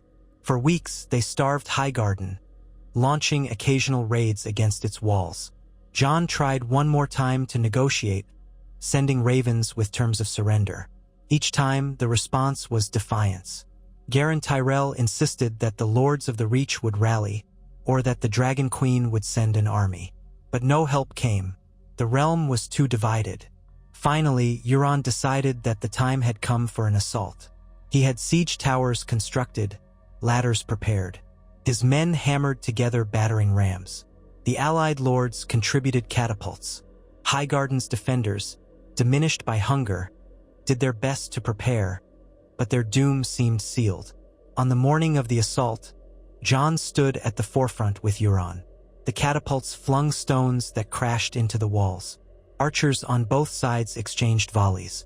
Under cover of the barrage, the Ironborn and allied troops rushed forward with ladders, hooking them over the battlements. Men climbed into a maelstrom of boiling oil, arrows, and sword thrusts. Jon led a contingent up a siege tower, braving falling rocks and scorching debris. The moment the tower bridged the castle wall, he leapt onto the parapet, sword at the ready. Defenders lunged with spears. He batted them aside, forging a path for his men to follow. Behind him, Ironborn swarmed, howling for blood. The narrow walkway became a slaughterhouse, bodies tumbling off into the courtyard below. Euron scaled another section of wall, his laughter audible even above the carnage. He led a group that seized a gatehouse, allowing more men to pour in. Soon, the castle's outer defenses collapsed. The defenders retreated to the keep, trying to mount a last stand. Jon's breath heaved as he forced his way through the courtyard, stepping over fallen men from both sides. Smoke from scattered fires stung his eyes. The Tyrell men had fought bravely, but they were outnumbered and weakened. Euron's triumph was inevitable. He reached the keep's doors, battered open by a massive ram. Inside, a final group of defenders huddled around Garin Tyrell, swords raised in defiance. Euron appeared at the threshold, his good eye dancing with sadistic glee. Behind him, Ironborn advanced, axes dripping. "Garin Tyrell," Jon called, lowering his blade. "It's over. Surrender, and your people will be spared." Garin stood tall, though exhausted and bleeding from a wound on his shoulder. "Spared? You'll spare us the way you spared Oldtown and Lannisport, with rapine and pillage." Euron chuckled. Don't make me wait, Tyrell. Submit or die. Garen's eyes flickered to Jon, searching for something. Hope, reason, mercy. Perhaps he saw none. At last, he dropped his sword with a clang. One by one, his men followed suit. Euron strolled forward, boots echoing on the stone floor. He placed a hand on Garen's shoulder, as though in camaraderie. Wise choice. Then, without warning, he drove a knife into Garen's gut. Collective gasp rose. Jon's heart lurched. Garen Tyrell doubled over, blood blossoming from the wound. Euron jerked the blade free, a triumphant sneer on his lips. You said you'd spare him, Jon roared, stepping forward. Euron held up a hand, the bloody knife pointed at Jon. I said I'd spare his people, and I shall, but not him. Leaders who defy me pay the price. That's the way of the Ironborn. Garen collapsed to the floor, choking on his own blood. Jon pushed past Euron, kneeling by the dying man, trying in vain to staunch the wound. But it was mortal. Garen Tyrell's eyes locked onto Jon's, filled with anger and betrayal, and then went glassy. He was gone. The defenders stood in shock, unarmed and surrounded. Euron gestured to them. They surrender so they live, but they'll remember this lesson. He turned to the Ironborn. Seize the keep, gather the spoils, and see to it the Tyrell banner is torn down. Jon rose, his fists clenched in helpless fury. This was the price of conquest under Euron's banner. Had he truly expected differently? He forced himself to swallow his outrage. Another day, another step down a dark path. The keep was theirs, the golden rose now stained red with blood. That evening, as Highgarden smoldered under the newly raised Kraken banner, Jon stood alone on a balcony overlooking the once beautiful gardens. The hush of twilight settled, broken only by distant cries of Ironborn searching the castle for hidden stores or defiant Tyrell knights. Jon looked out at the Mander, reflecting the crimson glow of the sky. He had helped Euron conquer two of the greatest cities in Westeros, Lannisport and Oldtown, and now the seat of House Tyrell, Highgarden. The realm quaked before their might. Soon, there would be nothing stopping them from marching on King's Landing. Daenerys Targaryen would stand alone, a queen with too few allies and not enough force to repel the Ironborn fleet. And what would they create in the aftermath? A realm ruled by Euron Greyjoy and enforced by his terror, with Jon Snow as his reluctant face of legitimacy. Jon had told himself he would find a way to shape a better future, but each step forward stained his hands further. Each city conquered brought new horrors. Once the realm was united, could he truly cast off Euron's yoke? Or was he already too far gone, a puppet of a monster, forging an empire of fear? He thought of the night he had stood on the docks at Lordsport, uncertain but determined to do what was necessary. He had come so far since then, crossing lines he swore he never would. Yet here he was, inch by inch, letting himself become an architect of blood and fire. Behind him, footsteps approached. He turned to see Euron Greyjoy, leaning against the stone archway, an arrogant grin on his face. Beautiful, isn't it? Euron said, gesturing to the ruin below. We've done what no other king in the Iron Islands ever dreamed possible. Jon said nothing. Euron stepped closer, eyeing him. You're troubled, Snow. Don't lie. I see it in your face. You wonder if this is worth it. You wonder if you can still claim to be the hero, the savior of Westeros. Jon's voice was low. All I see are corpses, and a realm drowning in blood. Euron laughed softly, the sound echoing in the twilight. A small price for greatness. The world is built on blood. You think the Targaryens united Westeros by passing around cups of wine and singing songs? No, they used dragonfire. They burned Harrenhal to the ground. They crushed their enemies until the realm had no choice but to bend the knee. We're doing the same, in a way. He placed a hand on Jon's shoulder, in a gesture that felt like a viper coiling. But worry not. Soon we'll have King's Landing. We'll have the Iron Throne. Then you can play the benevolent leader if you wish. Let them see your pretty face instead of mine. I'll take the sea. Jon shrugged off Euron's hand, But Euron did not take offense. He only smiled with dark amusement. "Don't forget, Jon Snow, you came to me. You reached out to the monster in the night, seeking power." Jon felt a cold anger simmering. "I sought a means to end the chaos. Perhaps I was mistaken."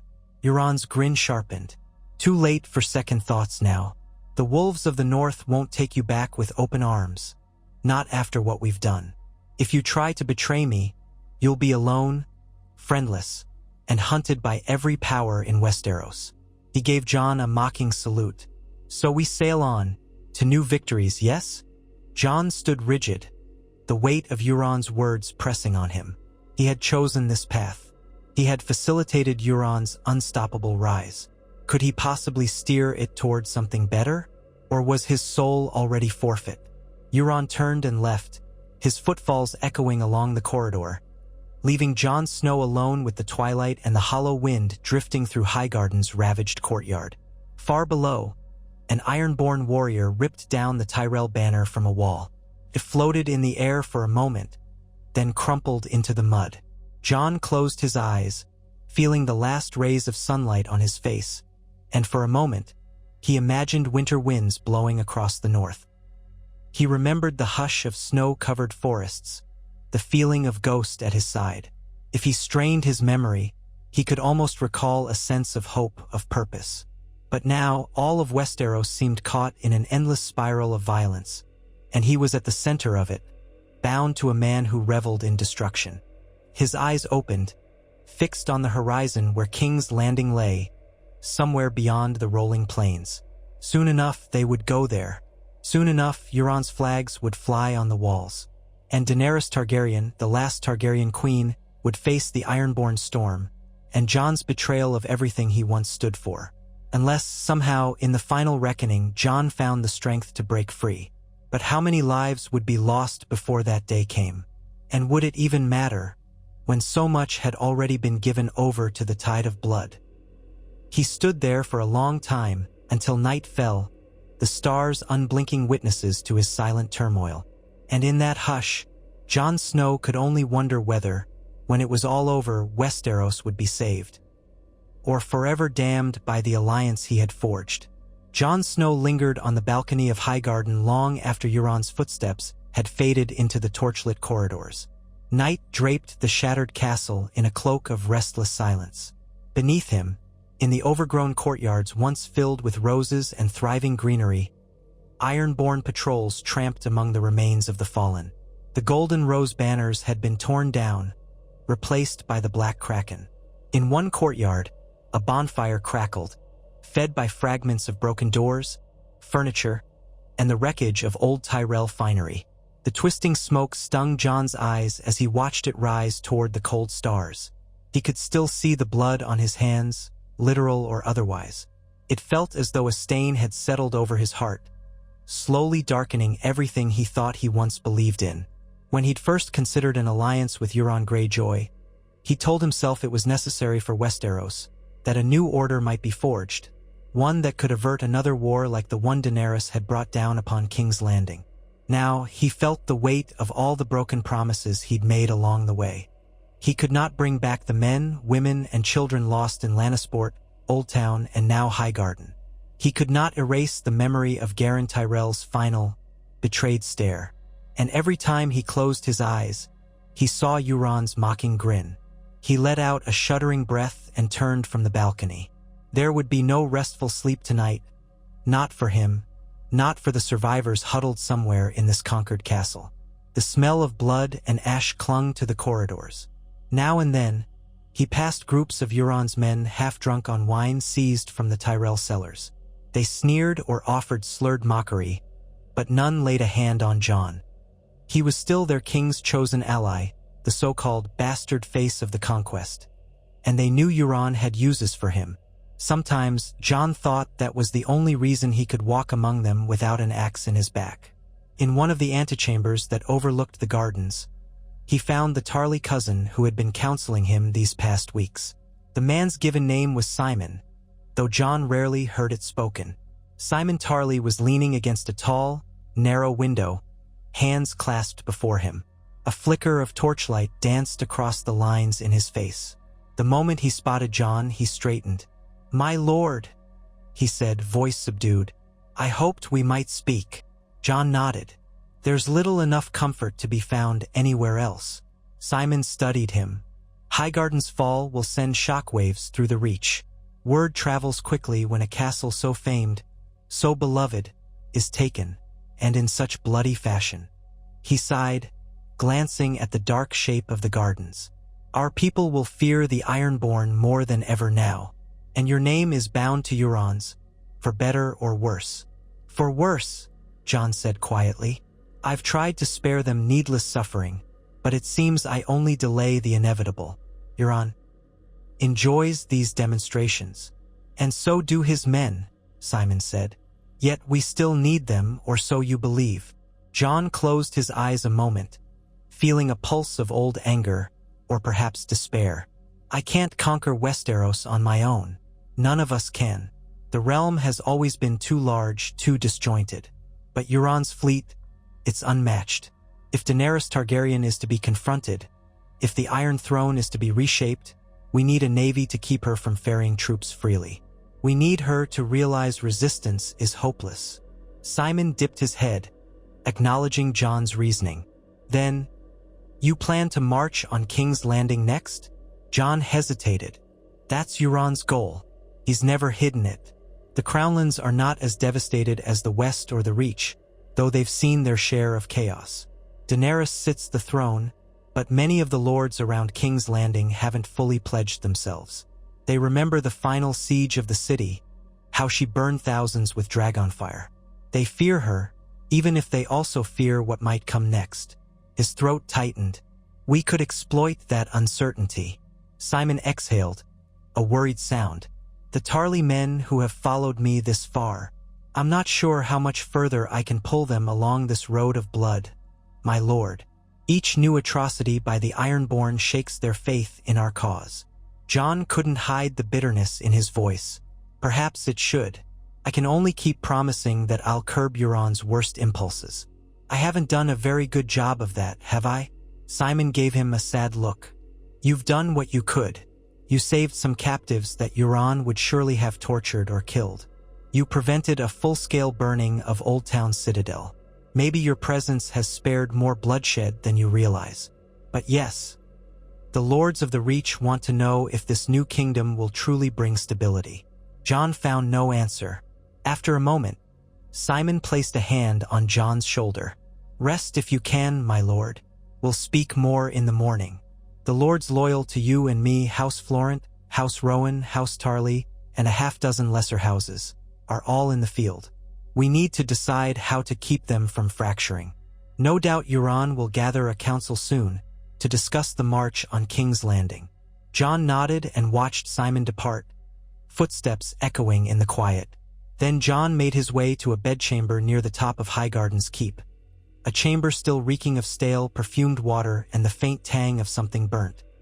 He tried to sleep, but his dreams were haunted by the face of Garen Tyrell, by the ghostly whisper of broken vows. At times, he heard the wind howling as if it were the bitter gusts along the wall, and in his dream, a monstrous kraken rose from the sea of ice, pulling Winterfell down into black depths. He woke before dawn. Sweat beaded on his skin despite the chill. He decided to patrol the castle's walls to clear his mind. Guards in Ironborn leathers saluted or gawked at him as he passed. Now and then, he'd see a dead Tyrell defender they'd not yet removed from the parapets or courtyard corners. He motioned for them to handle the bodies properly, to burn or bury them with as much dignity as could be managed. If the men complied slowly or resentfully, at least they complied. He never once invoked Euron's name to make them obey. Perhaps they did so out of sheer curiosity. The black-haired lord who claimed to be a king's partner, yet who always insisted on certain forms of courtesy. By the time the sun climbed above the horizon, painting the orchard stumps in shades of gold, Jon spied a fresh wave of riders approaching Highgarden's gates from the south. He leaned over the parapet to watch them. They bore no banners, but from their formation, he suspected they were some lesser band of lords or knights come to treat with him. Or perhaps they were stragglers from the final battle, seeking to parley. Jon made his way down to the courtyard to meet them as they passed a suspicious group of Ironborn, who scowled but made no move to attack. In the courtyard, the riders dismounted. Their leader was a lanky man with keen, dark eyes and a dusty travel cloak. He bowed stiffly. "Jon Snow," he said, glancing around at the black kraken banners. "We come from House Oakhart and House Beesbury. We've heard rumors. Highgarden is fallen. The Tyrell forces scattered. Are these rumors true?" Jon's voice was measured. "Yes, Highgarden has yielded to us. Their leader, Garin Tyrell, is dead. We offered him surrender. He chose to resist until the walls were breached. He left out the manner of Garin's death, Euron's knife in the gut. Gods," one of the riders muttered, crossing himself. "We hoped... Well, never mind." He looked at Jon with a mixture of apprehension and curiosity. "We've come to pledge ourselves, if your cause remains as we've heard, to unify the realm and end the chaos." Jon exhaled, reading the anxiety on their faces. "Yes, that is our goal. But I won't pretend we've achieved it cleanly. You must know who leads our forces." He nodded toward the keep's entrance, indicating Euron Greyjoy's presence. The Oakhart man squared his shoulders. "We know, and yet, under Daenerys Targaryen, we saw our fields burn. Some of our kin died in the Dragon Queen's assault on the Reach. Now the Tyrell name is near extinct. We see no future in raising arms for ghosts. So we have come to treat with you, in hopes that you might promise stability once all is said and done." Jon recalled Simon's warning about how precarious these new alliances could be. Still, he extended a hand. "I can promise I'll do all in my power to bring stability. More than that, I can't swear. But if you stand with us, your lands will not be destroyed, nor your people harmed. House Tarly, House Florent, House Rowan, and others have joined me in forging a new rule for the Reach under our partnership. Join us, and we'll count you among our allies." After a moment's hesitation, the Oakhart envoy nodded. "Very well. Take us to your council. Let us hear your terms." As they followed him into the keep, Jon thought grimly about how these lords had arrived just a day too late to see what had really happened in the siege. Would they still pledge themselves so easily if they'd witnessed the butchery, or Euron's mocking cruelty? Perhaps it made no difference now. Everyone in this war was guided by fear or desperation or both. Even Jon. Euron gathered his captains that afternoon in what had once been the Tyrell feasting hall. The walls were adorned with murals depicting bountiful harvests, epic hunts, and banquets, images of an older time that stood in ironic contrast to the scorched ruin outside. Large cracks marred some of the painted scenes, and the pillars were chipped from the fighting. Euron took a seat at the dais, lounging in what had been the Lord's high-backed chair, legs slung over one arm. His black leather coat was stained with the grime of battle. He wore his typical smug grin, though a fresh bruise darkened one cheek. Jon sat near him, along with Simon Tarly and a knot of other Reach lords who'd aligned themselves to the cause. The new arrivals, Oakhart and Beesbury men, stood near the edge of the gathered company, still uncertain. Euron's Ironborn captains filled the seats opposite. The tension in the air was thick. "Brothers," Euron said, addressing them all with a sweeping gesture, "we stand triumphant here in Highgarden, the seat of what was once the greatest power of the Reach. Now it is ours. The Mander is ours. The gold, the grain, and the spoils are ours." He cast a nod toward the Oakhart envoys. "And more lords arrive to bend the knee every day. It's almost too easy." One of the Ironborn captains snorted. "Easy enough when the bastard of Winterfell does the talking and we do the killing." A few men chuckled or sneered. Jon fought the urge to glare. Let them have their jest. Euron merely smiled. "He has his uses, yes. That's why I keep him around." Simon Tarly cleared his throat. "King Euron, we've spent weeks fighting. The men are weary, and the countryside is ravaged. Winter may linger for some time yet, but the Reach has known famine before. If we press onward too soon, we may leave unrest in our wake." Euron spread his hands. "Unrest, is it? That's why we installed garrisons in Old Town and Lannisport, and now we'll do the same here. If you want the small folk to keep from rioting, take some of the grain from Highgarden storehouses and hand it out to those who bow. Make them grateful for our rule. Keep enough to feed our armies, of course. He cast a knowing glance at Jon. That should please the bastard's sense of mercy. Jon stared at him, forcing his voice to remain calm. That will help, yes. The small folk need to see more than the edge of a blade. Euron turned to the group as a whole. We'll leave behind a proper garrison. Enough men to keep Highgarden and the Mander under our thumb, while the rest of us prepare for the final push, King's Landing. He flicked his gaze over to Simon, then to the Oakheart and Beesbury lords. You want stability, yes? Then we must unseat the Dragon Queen and secure the capital. Once that is done, the realm will have no choice but to acknowledge our power. The Oakheart envoy stiffened a bit. And what of the rumors that Daenerys Targaryen still has at least one dragon? Is it wise to march openly on King's Landing if she can reduce our columns to ash? Euron's grin showed his teeth. I've faced dragons before. I have ways of dealing with such beasts. The question is whether the rumors are even true. Some say one dragon remains, wounded. Others say she keeps a clutch of eggs that have yet to hatch. Speculation means nothing. The straightforward approach is to storm the city by land and blockade it by sea. Her dragon can't be everywhere at once. A tall Ironborn named Kelbar Vol spoke up. We already have a plan, do we not? Our ships sail up the Blackwater, cut off trade routes, while the bastards' loyal lords form a siege line around the city.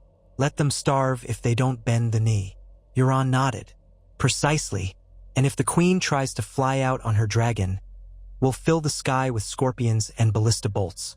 One dragon cannot match the might of an entire army. He paused, letting his words settle. Of course, if any of you have misgivings. He swept the room with a dangerous gaze. You're welcome to leave and see how far you get before we hunt you down. A ripple of nervous laughter spread.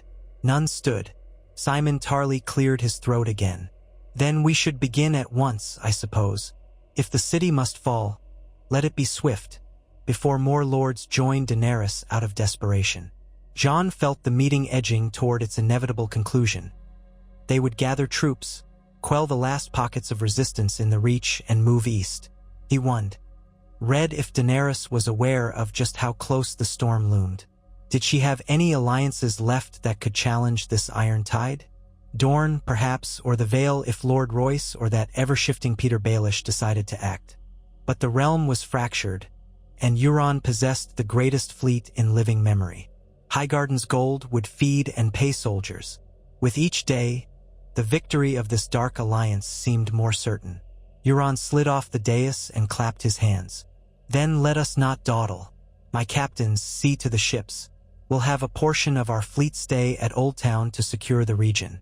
The rest will sail with me along the coast toward the capital. Our new allies from the Reach, led by the bastard Snow, will march overland. We'll converge on King's Landing in a Hammer and Anvil strike. He laughed, low and cruel. I can already imagine the look on Daenerys' face when she realizes the city is surrounded by sea and land. With that, the council dispersed. Jon found himself stepping away, wanting distance from Euron's presence and the Ironborn's jeers.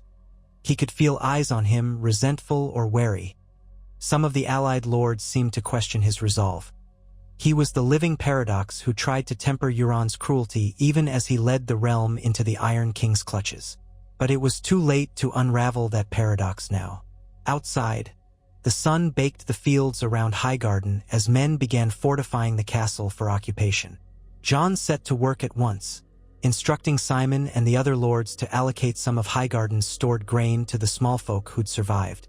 He also demanded a system of watchers and signals to ensure no unexpected uprisings or infiltration by loyalists to the Targaryen cause.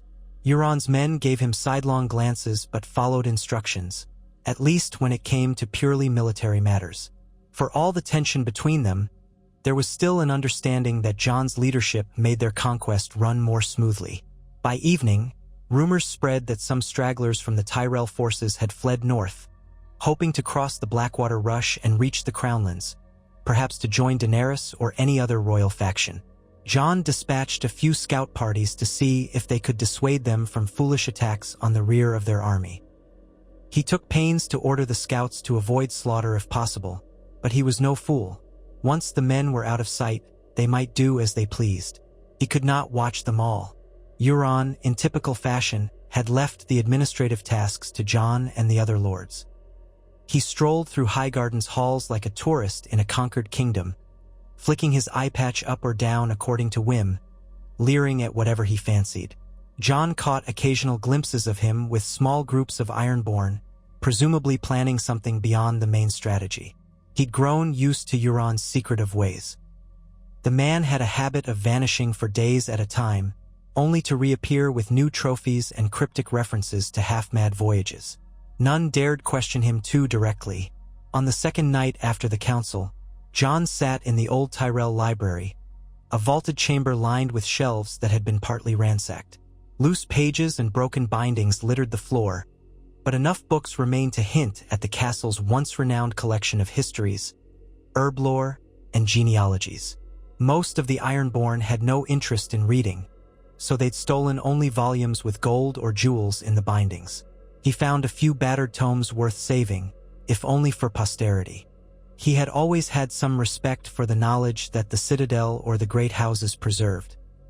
He was paging through a record of the Reach's harvests in years past when Simon Tarly entered, looking troubled. Jon set the book aside. "What is it?" Simon hesitated. "There are rumors swirling among the men, my lord. Whispers that Daenerys is gathering an alliance of her own. Perhaps Dorne. Others say the Vale might ride for her if certain bribes are made. And there's talk of a Stark muster in the north." Jon felt his stomach tighten at that last piece. "The north? Are you certain?" "That's what the rumors say. People mention Lady Sansa or Lord Bran. They're uncertain who truly leads. But the Starks have not been idle. Some houses blame you for the heartbreak that's come to Westeros. They say you turned your back on them. They say..." He cleared his throat. "They say you've become as bad as the Lannisters or worse." Jon looked away, memories surfacing of Winterfell's halls, the promise he made to defend his home and his family. Now he was an exile, forging bloody conquests thousands of miles away. Part of him wanted to break from this entire plan, race north, and see what was truly happening. But if he did, everything would collapse behind him, leaving Euron free to run amok without even Jon's half measures of restraint. "We'll see how quickly the North can muster," Jon said at last, voice low. "It's a long road between Winterfell and King's Landing, and they might have no appetite for more southern wars, especially after all that's happened." He paused. "As for Dorne, I suspect they're more inclined to watch from afar until they're sure which way the wind blows. They fought for the Targaryens once, but that was before King's Landing burned. They might not trust Daenerys wholeheartedly." Simon nodded. "You're right, of course. But still, we cannot dismiss the possibility of a southern or northern pincer if Daenerys and the Starks each decide to move. Our lines are stretched thin." Jon's gaze flicked to the high windows, where moonlight streamed in a pale shaft. "Euron is determined to press forward anyway. He thrives on risk. If we delay, we lose the advantage of momentum. The realm is reeling from one shock to the next. He wants to strike King's Landing before any alliances can fully form." Simon lowered his voice. "My men will follow you, Jon Snow, but not blindly. If we walk into a slaughter outside King's Landing, or if Euron's cruelty sparks an uprising, they'll break. We must be careful." Jon ran a hand through his hair. "I know, and I keep hoping that once Daenerys sees the size of our forces, she might yield. She's not a fool. She'll realize that if she tries to defend King's Landing again, there could be another massacre." Simon said nothing. It was an empty hope, they both knew. Daenerys Targaryen had not yielded once she'd set her sights on the Iron Throne. She had burned men alive to seize it. Even if she now regretted her actions, pride and fear would keep her clinging to her last vestige of power. Surrendering would mean admitting she'd lost everything, and possibly facing the same fate that had just befallen Garen Tyrell. They parted ways, each weighed down by the knowledge that war was coming again, and soon. All of Jon's illusions of forging a gentle peace had crumbled under the iron heel of Euron's ambitions. He told himself that maybe, somehow, capturing King's Landing without too much bloodshed was possible. But he could not quite banish the dark image of the city in flames, a monstrous echo of the Targaryen conquest that had scoured its streets once before. Within days, the combined army began to move. Euron led a large portion of the Iron Fleet away from the Mandar, sailing east and then north along the coast. He planned to round the peninsula and block the gullet, preventing ships from entering or leaving Blackwater Bay. Meanwhile, a separate contingent of ironborn vessels rode up the Blackwater Rush itself, forging ahead of the land army to scout and disrupt any Targaryen loyalists near the capital's southern approach. Jon and Simon Tarly took charge of the main host of foot soldiers and cavalry that marched overland. The Bloom, the Beesbury, the Rowan, the Florent, the Tarly, and other lesser houses who had thrown in their lot with Jon formed the core of this host. Augmenting them were mercenaries from Essos who had trickled in through Lannisport and Oldtown, drawn by promises of loot from the wealthy capital. A savage, disparate mass, but for now, all were unified under the Black Kraken banners, and the smaller, half-forgotten wolf sigils that some men waved for Jon Snow, as though trying to keep his northern lineage alive in the midst of so much brutality. Their journey east took them across roads that had seen better days. Fields lay fallow or scorched from earlier conflicts, villages half-abandoned. Occasionally they encountered pockets of bandits or deserters wearing the faded sigils of Lannister or Targaryen loyalists, most scattered at the sight of the approaching army. Jon tried to keep foraging disciplined, ordering men not to ravage what little remained in the countryside. But discipline often failed, especially when certain ironborn captains decided that spoils were their birthright. At each step, Jon felt that old conflict in his chest, how to impose order on chaos when his greatest allies were the source of much of that chaos. He rode often with Simon Tarly, explaining the route and scanning for signs of sabotage. "If the Targaryen scouts try to ambush us," Jon said, "they'll likely aim for narrow defile or wooded passes. We should keep outriders on both sides. Maintain a loose formation so we aren't pinned." Simon nodded. "Agreed. We've reports that some Crownlands knights still declare for Daenerys. They might try lightning raids, hoping to buy time for the Queen to muster. So they took precautions, spreading outriders, sapping potential choke points. The approach to King's Landing would be slow, methodical, ensuring no one could strike from the rear. Meanwhile, Euron's ships advanced far faster along the coast. One day, an ironborn messenger rode in with an update. Euron had reached the outskirts of Blackwater Bay, driving off or capturing any Targaryen-aligned galleys that ventured forth. The city's port was already feeling the squeeze of blockade. A few smaller craft might slip along the coast under cover of darkness, but nothing substantial. It was well into the second week of the march when Jon's host reached the rolling hills that lay west and south of King's Landing. They passed old battlefields still strewn with half-buried bones from the many wars that had raged in the Crownlands. Smoke rose in the distance, perhaps from small hamlets or from watchfires set by the city's defenders. The air was thick with the sense of coming conflict. Jon set up a forward camp in a broad valley, near a ruined inn. From there, he sent scouts in every direction, scouring the highways for signs of Targaryen loyalist troops. Messenger ravens flew from makeshift perches, carrying demands for surrender to local lords. Most answered with silence, unwilling to risk Euron's wrath or Daenerys's if they chose wrongly. On the third day in that valley, the scouts returned with news.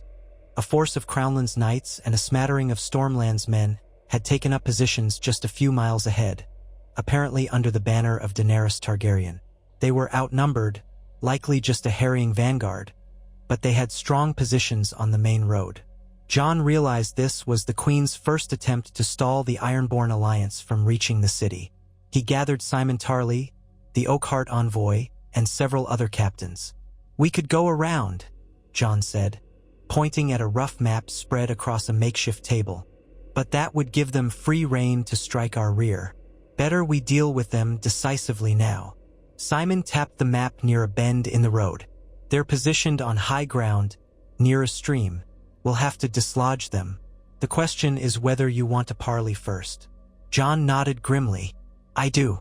There's no reason to waste lives if they might yield. They must know they can't match us in open battle. An older Florent knight grunted. They serve the Dragon Queen. They might choose death over bending the knee. Her legend still carries weight. Jon sighed. We'll find out. Prepare the men, but wait for my signal. I'll ride forward with a few others under a flag of truce. It felt strange to ride out in front of the army, wearing no helm, only his black leathers and a white cloth tied to the end of a spear.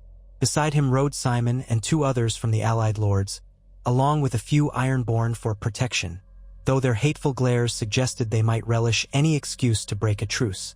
They approached the crest of a hill that overlooked the Targaryen loyalists' camp. Smoke from cooking fires drifted into the midday sky, and a handful of watchmen stood guard. When Jon halted and raised his voice, one of the Targaryen men called back, "Wait here.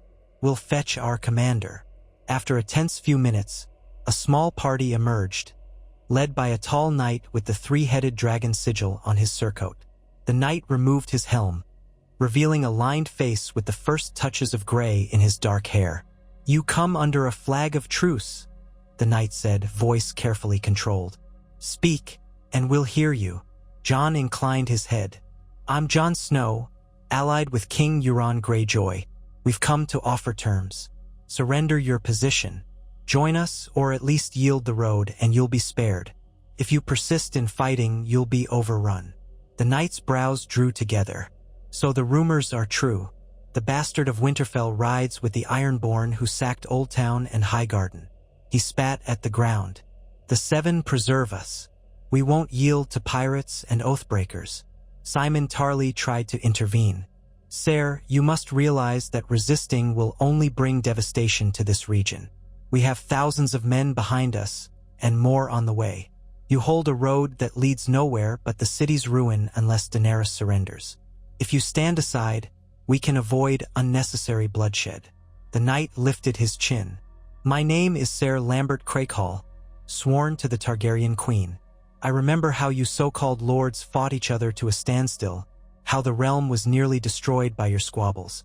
Queen Daenerys ended Cersei's tyranny, and now you dare call her a tyrant? You think we'll bow to Euron Greyjoy, who has butchered half the kingdom for his twisted ambitions? Never." Jon felt a stab of old regret. He couldn't refute the man's anger. He had felt something similar, once. Still, it changed nothing. "Ser Lambert, if you force this fight, you will lose. I'm giving you one last chance. Surrender or be destroyed." Ser Lambert's gaze flicked over Jon's shoulder, to the Ironborn men who sneered at him. Then he shook his head. "I will not betray my queen. We stand." Jon's jaw clenched. "So be it." He gave a curt nod to his party. They turned their horses and trotted back toward the main lines, aware that an exchange of arrows could erupt at any moment if the Targaryens decided to break the truce. But none came. Ser Lambert was a knight who valued the old customs. Evidently. Behind the lines, Jon conferred with Simon and the other captains. "They won't yield. We have no choice. We'll attack at dawn." And so they did. Before first light, Jon's forces crept into position, taking advantage of the terrain to surround the high ground from 2 sides. When the sky grew pale, horns blew, and a volley of arrows rained onto the Targaryen positions. Drums and war cries filled the valley. The defenders rallied, but they were outmatched by sheer numbers. Ironborn axemen led the charge, hacking through the palisade that Ser Lambert's men had hastily erected. Crownlands and Stormlands knights fought back valiantly. In the swirling chaos, Jon glimpsed the flare of Targaryen banners and the flash of polished steel. Jon led a wedge of mounted men around the flank, seeking to cut off the enemy's escape route. Ser Lambert, seeing the maneuver, led a desperate cavalry countercharge, meeting Jon's wedge head-on in a violent clash that scattered men on both sides. Horses screamed, swords rang. Jon found himself face-to-face with Ser Lambert in the tumult, the man's eyes blazing with righteous fury. Their blades collided. Jon's arms burned from the force of impact. Ser Lambert was a skilled knight, a seasoned warrior, and he fought with the conviction of a man defending his queen's honor. For a moment, Jon recalled crossing swords with men he respected, men he'd once called friends. He parried a savage downswing, twisting his hips to slash at Ser Lambert's side. The knight's armor deflected the blow, though the jolt nearly knocked him from the saddle. They circled each other, hoofs pounding on muddy earth. Then an ironborn arrow sliced past, missing Ser Lambert by inches. He hissed in frustration and lunged. Jon caught the blow on his sword, wrenched free, and rammed his own hilt into the knight's gut. Lambert gasped and toppled from his horse. Jon dismounted quickly, sword at the ready. The knight staggered to his feet, drawing a dagger with his offhand.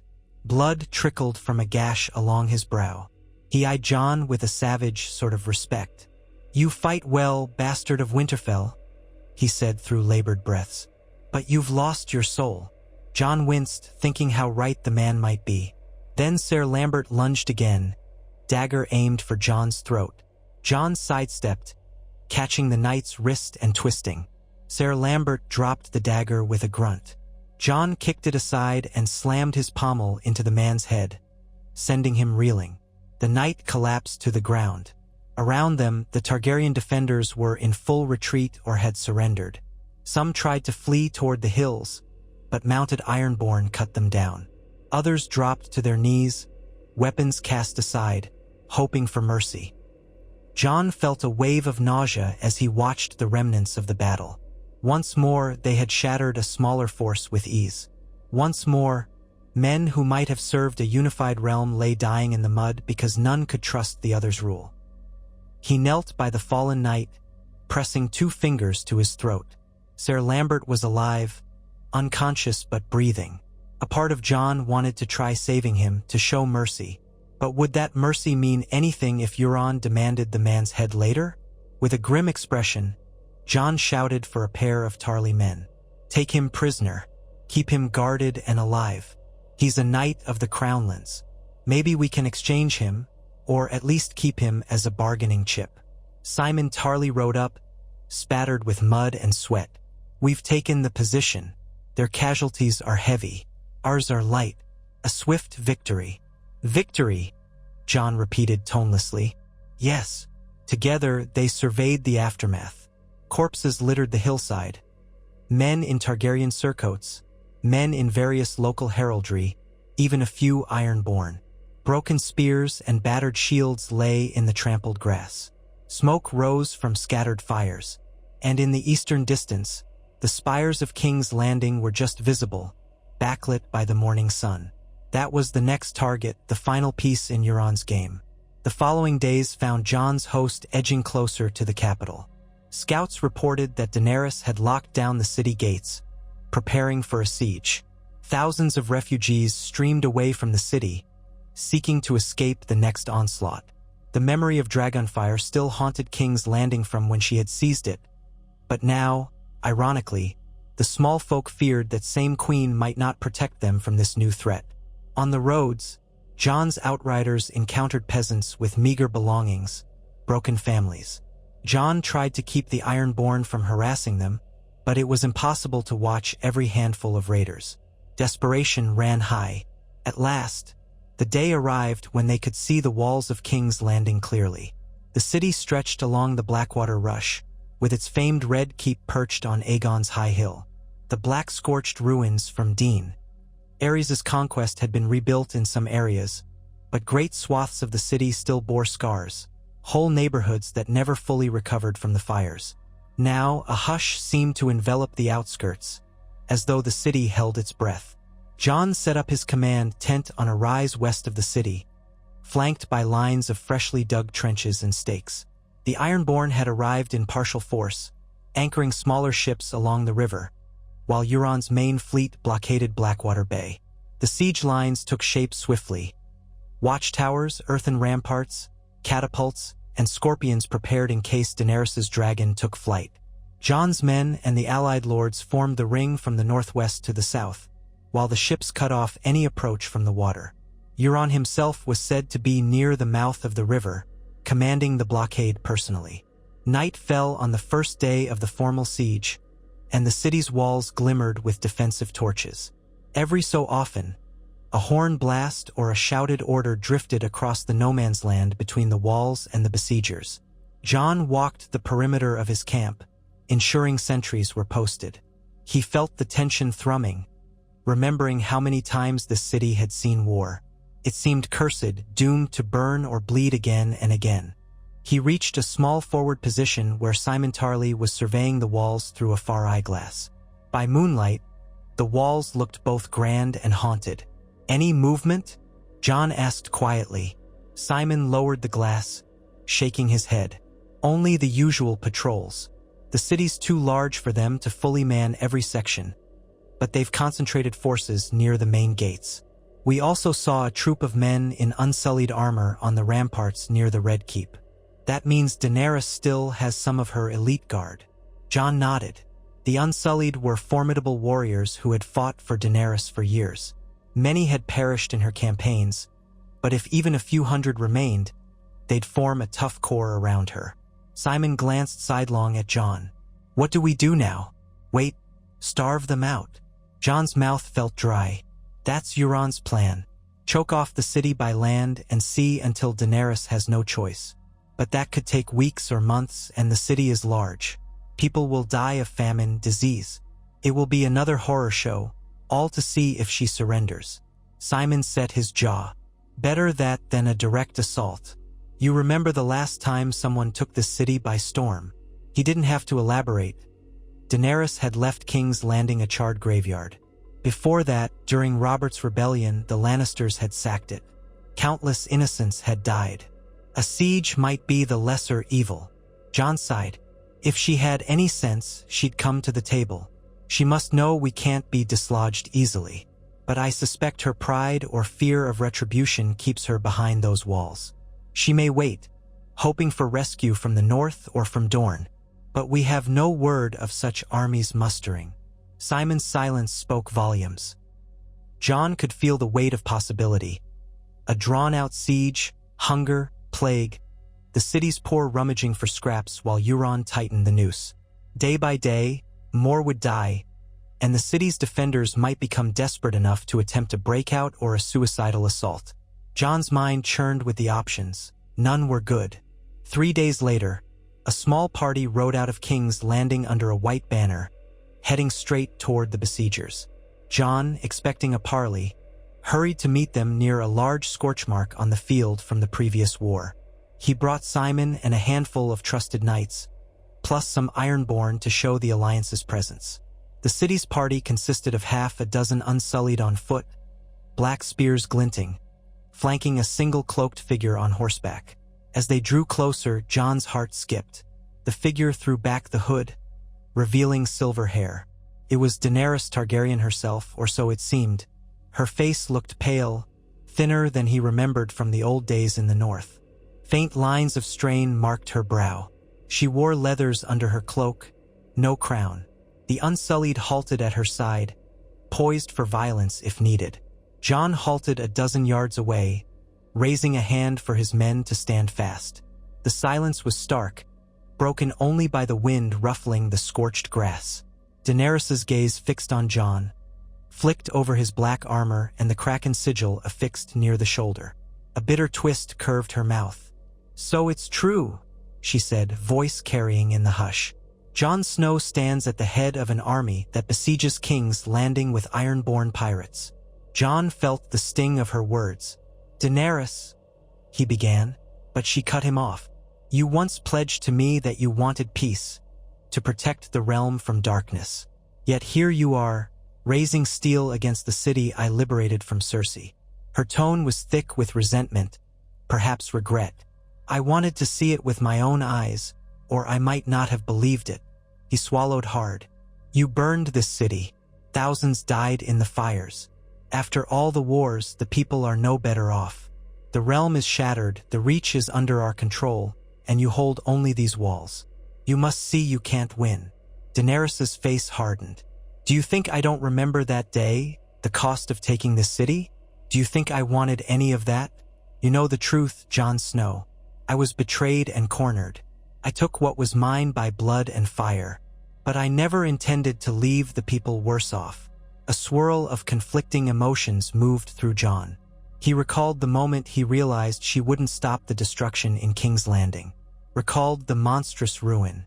Yet she, too, must have felt betrayed and alone, leading to that fateful decision. None of it mattered now. What was done was done. "We can't rewrite the past," he said, "but we can end this now without more slaughter. Surrender the throne. Allow the city to yield, and we'll spare the people. We'll feed them, restore order. Enough men have died." Daenerys gave a hollow laugh. "And you would place Euron Greyjoy on the throne? A man who's ravaged half the kingdom with torture and pillage? You believe the realm will be at peace under him?" Her glare was tinged with disbelief. "Is that what you want, Jon Snow?" Jon hesitated, forcing himself not to flinch at the directness of the question. "He is not alone," he said at last. "I'm part of this. So are the lords of the Reach and the Westerlands who've bowed to us. We will form a council, set up a new rule. One that doesn't rely on terror." Daenerys's eyes flashed with anger. "Yet you rely on him to seize the throne. You speak of councils, but your ally is a butcher who flays the realm at every turn. There's no place for me in that world. Is there?" Simon Tarly spoke up, voice even. "If you surrender, your life will be spared. You can go to Essos or the north or anywhere. But you must give up the throne and your claim." He eyed Daenerys gravely. "There's no appetite for more war, your grace." She flicked a glance at him. "Tarly, I remember your house. Your lord served me once, briefly, before he betrayed me for Cersei. I burned him and his son. Is that your real reason for this betrayal?" Her voice carried a note of bitterness. Simon stiffened. "My reasons are for the good of the realm, not vengeance. But yes, you burned my kin. Many in the Reach feel the same, after the fields were scorched." Daenerys's face tightened with an old sorrow or guilt. Then she looked back at Jon. "So I see. You all want me gone, to leave no trace of House Targaryen. What if I refuse? Will you burn the city a second time?" Jon's mouth felt dry. "We'll blockade you. The city will starve eventually. I don't want that. But..." Daenerys drew her horse closer by a single step, eyes fixed on him. "Don't speak as if you're powerless. You chose this path, Jon Snow. You who once preached about saving innocent lives at any cost. Now you stand with a man who butchers with glee. And you talk of starvations and sieges as though they're beyond your control." Anger flared in Jon. "I tried alliances with you, Daenerys. I tried reason. After you burned the city, the lords rebelled. We were scattered, betrayed by each other's fear. This is the only path that remained to unify the realm." She shook her head slowly, silver hair catching the pale light. "You're wrong. There was another path. You could have stood with me, or you could have found a way to heal the realm. Instead, you unleashed Euron Greyjoy. Don't pretend there was no other choice." Silence stretched, thick with the weight of too many regrets and betrayals. Daenerys exhaled, seeming to deflate slightly. "You said you'd spare the city if I surrendered. Yet how can I trust your word when you've allied with a monster?" Jon searched her gaze. Once he had loved this woman. He recalled how easily he'd bent the knee to her, how fervently he'd believed in her cause. That memory felt like it belonged to someone else. Yet his next words came from a place of long-forgotten honesty. "I still want peace," he said, voice trembling just enough for her to notice.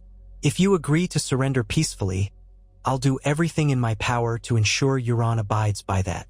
We can avoid a second sack of King's Landing. No more war, no more innocents dying. Please."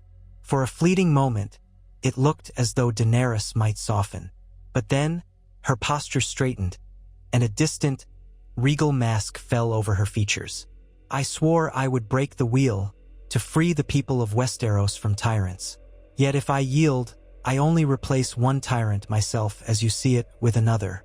The people remain in chains." Jon opened his mouth to argue, but she raised a hand. "No, Jon. I will not deliver the city into Euron's hands without a fight." Her horse paced restlessly. "Let your siege come. I have endured before. If you truly want peace, you know what you must do." His stomach twisted. And what is that? Her eyes pinned him. Betray Euron. Save the city from him. Jon's men tensed, hearing talk of betrayal.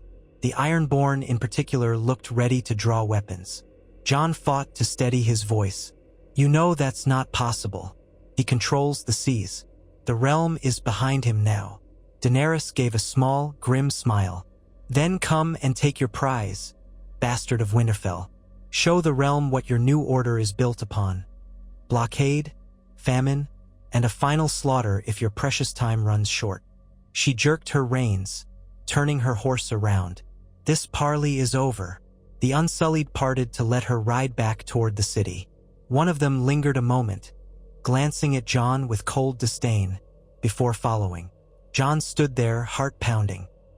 He could sense the eyes of his men on him, sense the question simmering. Had the Queen's words shaken him?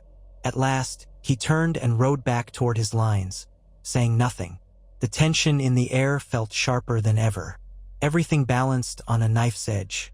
Daenerys would not surrender. Euron's blockade would tighten. The city's future was a choice between slow death or a bloody assault. Jon felt trapped by a vow he'd once thought was for the good of the realm. He relayed the parley's results to Simon Tarly. She won't yield. We proceed with the siege, but keep an eye on the men. Morale might falter if this drags on too long. Simon's face was grim. Understood. But be warned, Euron is on the river now. If he sees a chance to force the city's surrender faster, he might press us to assault. He's not one to wait patiently while the population starves. Jon knew that only too well. The next days were a tense stalemate. Archers from the walls would trade occasional arrow volleys with the besiegers, but there was no major clash. From the water, Euron's ships harassed any attempt by small vessels to leave or enter the city. Inside King's Landing, the chaos grew. Prices for food soared. Riots broke out in Flea Bottom, and Daenerys tried to maintain order with her remaining Unsullied, and whatever city watch remained loyal. Ravens flew in and out sporadically, but Euron's watchers shot down many of them. Late one afternoon, as Jon was inspecting the eastern siege lines, he saw the silhouette of a large shape circling above the Red Keep. For one heart-stopping moment, he thought it might be a dragon. But it never soared out of the city or attacked the besiegers, and eventually it vanished behind the keep's spires. Had Daenerys tried to mount her dragon for reconnaissance? Or was she simply reminding them that she still had some measure of draconic power? At sunset, a horn sounded from the Ironborn portion of the lines. Euron had arrived in camp. Jon felt a jolt of tension at the news. He hurried to the main tent, where Euron was already striding in, followed by a retinue of grim-faced captains. Euron's coat was flecked with dried salt, as though he'd come directly from the deck of the Silence. He wore that familiar, unsettling grin. "So," he said, sweeping the tent with his gaze. "Here we sit, ringed around the city, letting them gather their courage for some fool's attempt. I grow bored, Snow. I have not sailed halfway around Westeros and crushed half its domains to watch a timid blockade." Jon kept his voice level. A direct assault would be costly. The city's walls are strong, and Daenerys's men are determined. If we wait, they'll run out of supplies. Euron rolled his eye. Waiting is for old men. Besides, rumor says the Queen still has her dragon. Does she not? If we dawdle, she might decide to strike at our ships under cover of night. Perhaps she's waiting for some miracle from Dorne or the Vale. I won't let her slip away. Simon stepped in. "My king, your blockade is working. We've cut off nearly all trade. If the Queen tries to flee by sea, you'll intercept her. Give it time." "Time," Euron repeated mockingly. "We'll see. But do not forget, the city is filled with treasure, grain stores, and everything we need to secure our reign. Every day we waste is another day the Queen can plot." Jon felt his patience thinning. "You told me once that a siege was your plan. Strangle the city from every side." Euron shrugged. "So I did. But you've seen how these old plans shift in the face of opportunity. I'm a man who seizes the moment, and the moment might come sooner than you think." He looked to one of his captains. "Report." The captain, A rough-faced Ironborn with a puckered scar on his cheek nodded. Our spies in the city say that bread is scarce. They're rationing water in some districts. The Queen is using her Unsullied to keep order, but the City Watch is not entirely loyal. Small folk curses fill the alleys. A few more weeks they'll be rioting. Maybe they'll even open the gates for us. Euron smirked. Do you hear that, Snow? Even the Queen's beloved liberated city might turn on her. We should see if we can encourage that dissent.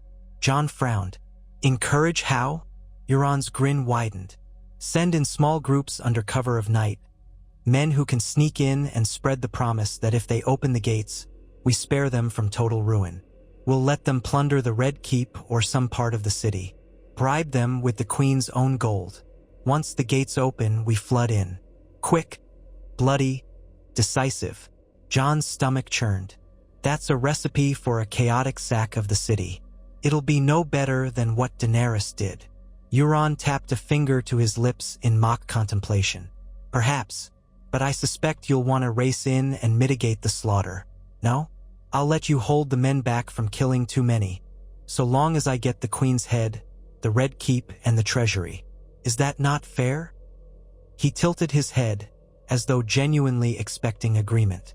Jon was silent, wrestling with the horror of it. Simon Tarly found his voice. This infiltration, it could lead to a bloodbath among the city's small folk. We'd lose any moral high ground we claim. Euron chuckled. You speak of morality in war? There is no such thing, Tarly. Only winners and corpses. He shot Jon a look. But I'll let you paint it however you like, Snow. As the lesser evil, yes? After all, a short, sharp sack might kill fewer people than months of starvation. Jon closed his eyes briefly, feeling the urge to shout or strike Euron. But he knew that was pointless. The Iron King held too many cards. If Jon openly challenged him, the alliance would fracture, and war might splinter anew.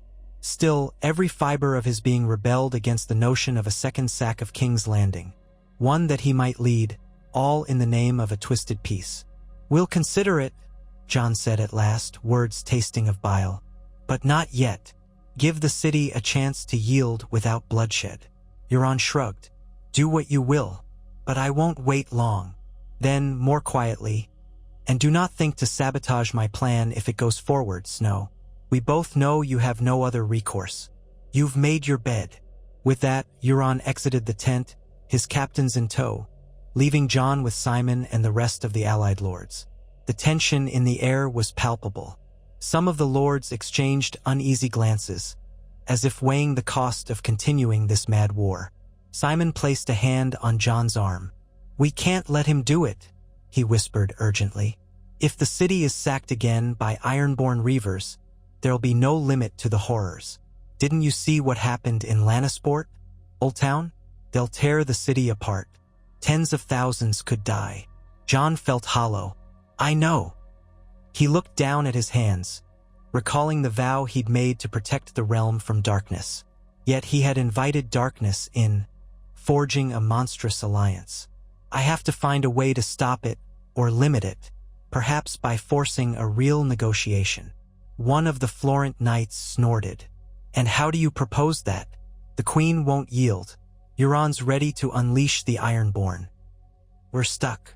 Jon's gaze lingered on the tent flap through which Euron had departed.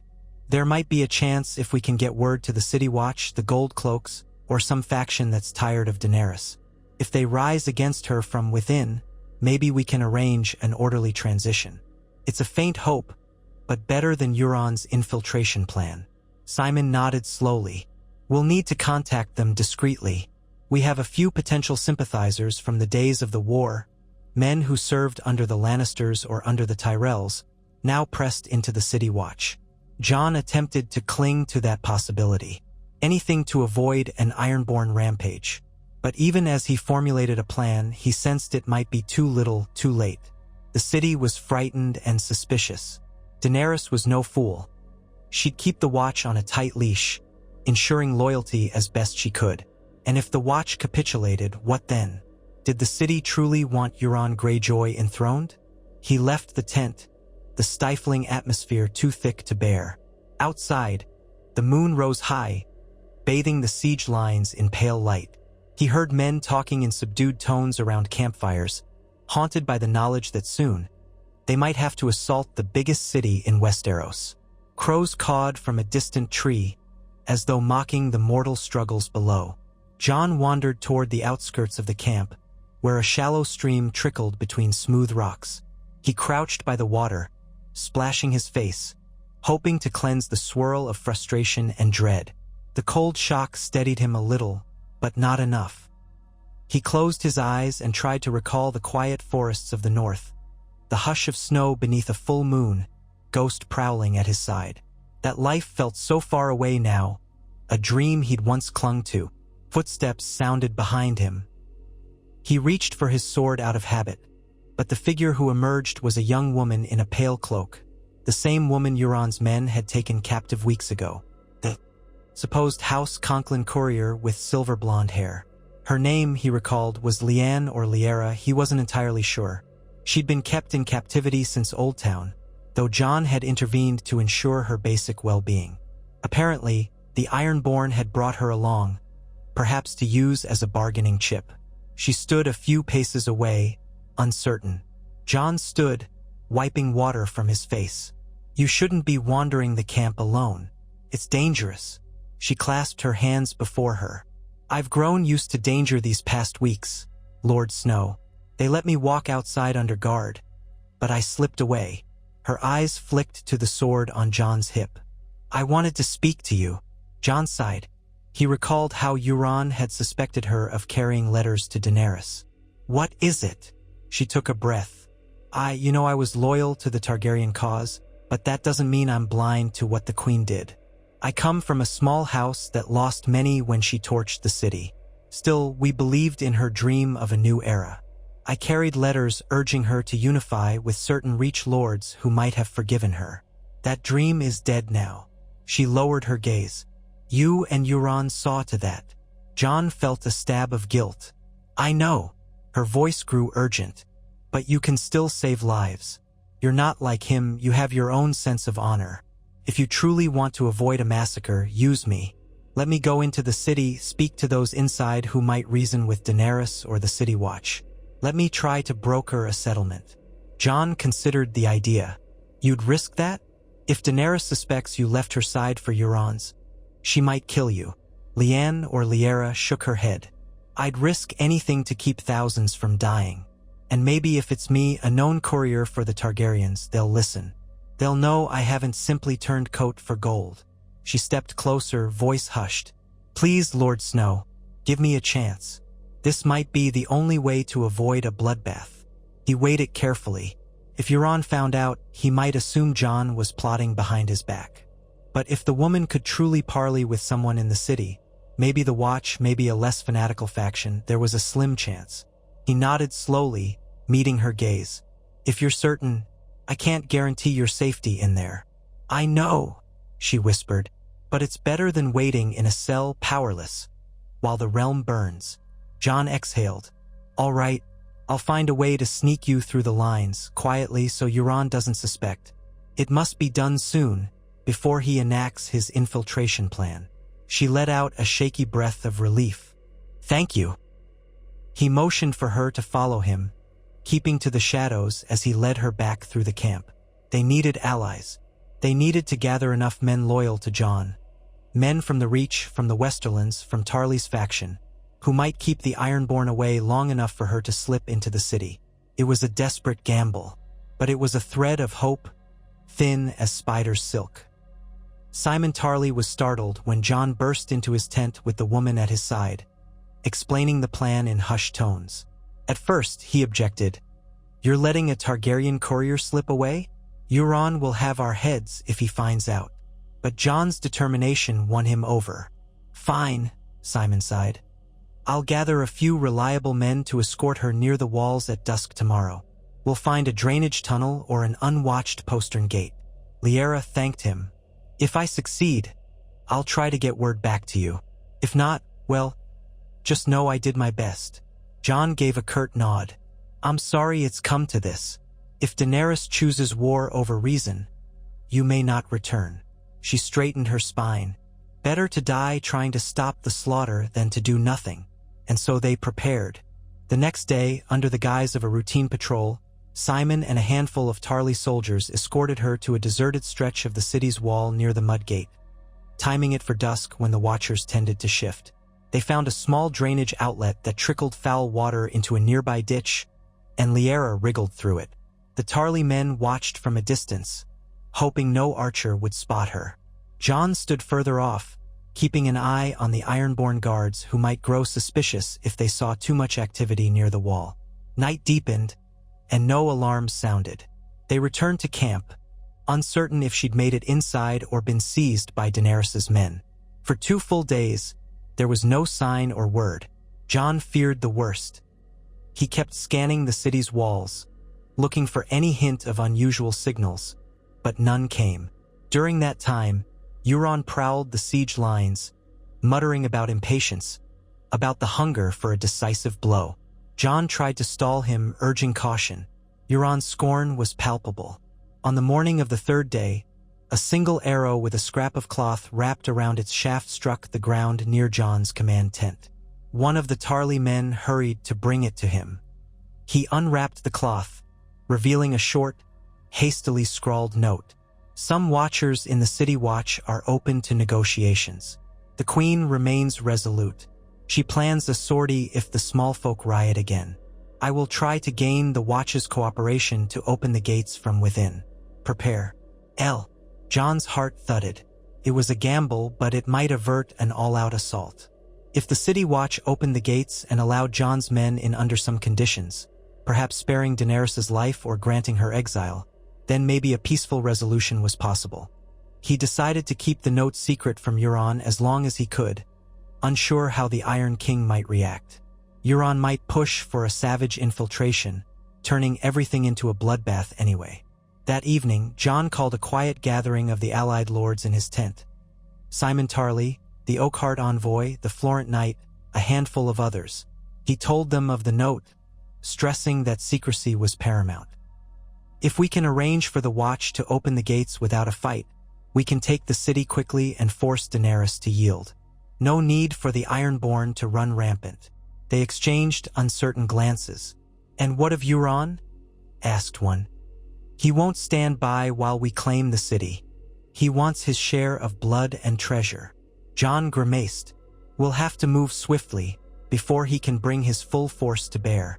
Once inside, we secure the Red Keep with minimal violence. We show the small folk that we're not there to slaughter them. Perhaps Euron arrives to find the city already surrendered, Daenerys in custody. Then he has no excuse to loot it. Simon frowned. He might just loot it anyway, but at least it would be less chaotic. It's the best we can hope for, Jon said, voice tight. We must gather a contingent of trustworthy men, ones who won't break ranks for plunder, and position them near the gate Lyanna mentioned. When we receive the signal, we go. The next question came from the Oakheart envoy. And Daenerys? Will you kill her? Jon paused. I'd rather she surrender and accept exile. If she resists, we may have no choice. That left a bitter taste in his mouth. There was a time he'd given everything to stand by her side. But that felt like a lifetime ago, buried under betrayal and heartbreak on both sides. They hashed out the details into the night, deciding on watchers for each gate, especially the Mud Gate and the King's Gate.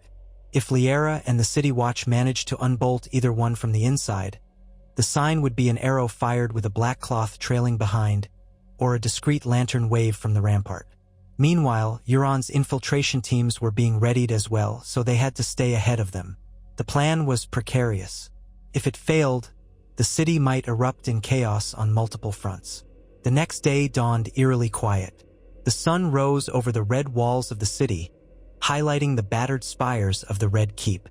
Jon stood on the ridge, scanning for any hint of the promised signal. Hours ticked by. Euron's men prowled, muttering about this being the perfect day for a final push. Jon invented excuses to keep them at bay. The men need rest. The ground near the walls is too muddy for siege towers. Anything to stall. By dusk, nothing had happened.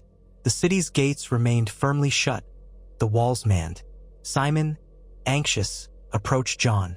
Maybe they were discovered, or maybe Daenerys found out and executed them. Jon's stomach was twisted in knots.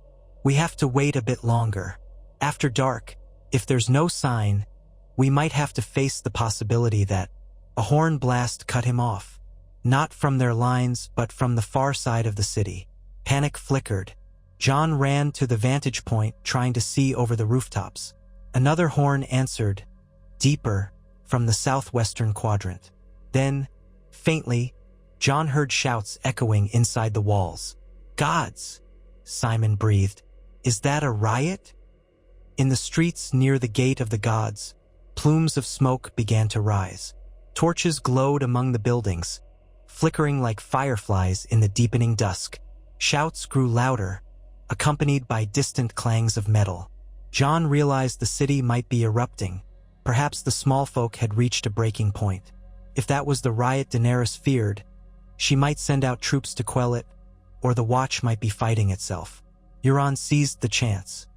His horns rang out from the southern flank, and a wave of Ironborn advanced toward the King's Gate. Jon cursed. He's forcing the issue. If the city is in chaos, he'll break in anyway. Simon nodded, pale-faced. What do we do? Jon thought of Lyanna, of the plan to open the gates from within. If the Watch was busy fighting rioters or Unsullied, maybe they'd let Jon's men in. Or maybe they'd revert to Daenerys' side in a desperate bid to maintain control. He had no way of knowing.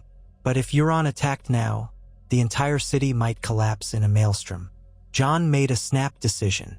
"We go now," he said, pointing to the men they'd assembled in secret. "We head for the Mud Gate with the best troops we can trust. Keep the Ironborn out of it if possible. If the Watch opens up, we secure the gate. If not, we do this the hard way, but we keep it as orderly as we can." "Understood." Simon swallowed. "Understood." A swirl of action followed.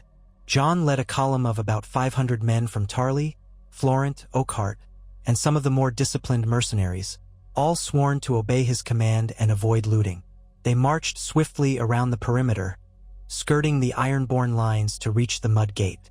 Euron's men were gathering near the King's Gate, horns blaring, catapults rolling. Smoke hung in the air.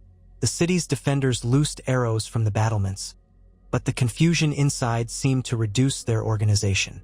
As Jon's column approached the Mud Gate, he watched anxiously for a sign. For a moment, the gate seemed unmanned. Then a single lantern flickered atop a parapet, dipping twice. Jon's heart leapt. That was the signal Lyanna had promised, or else it was a trap. He waved his men forward, telling them to keep their shields up against any possible arrow volley. They reached the gate. A heavy bar clattered from inside.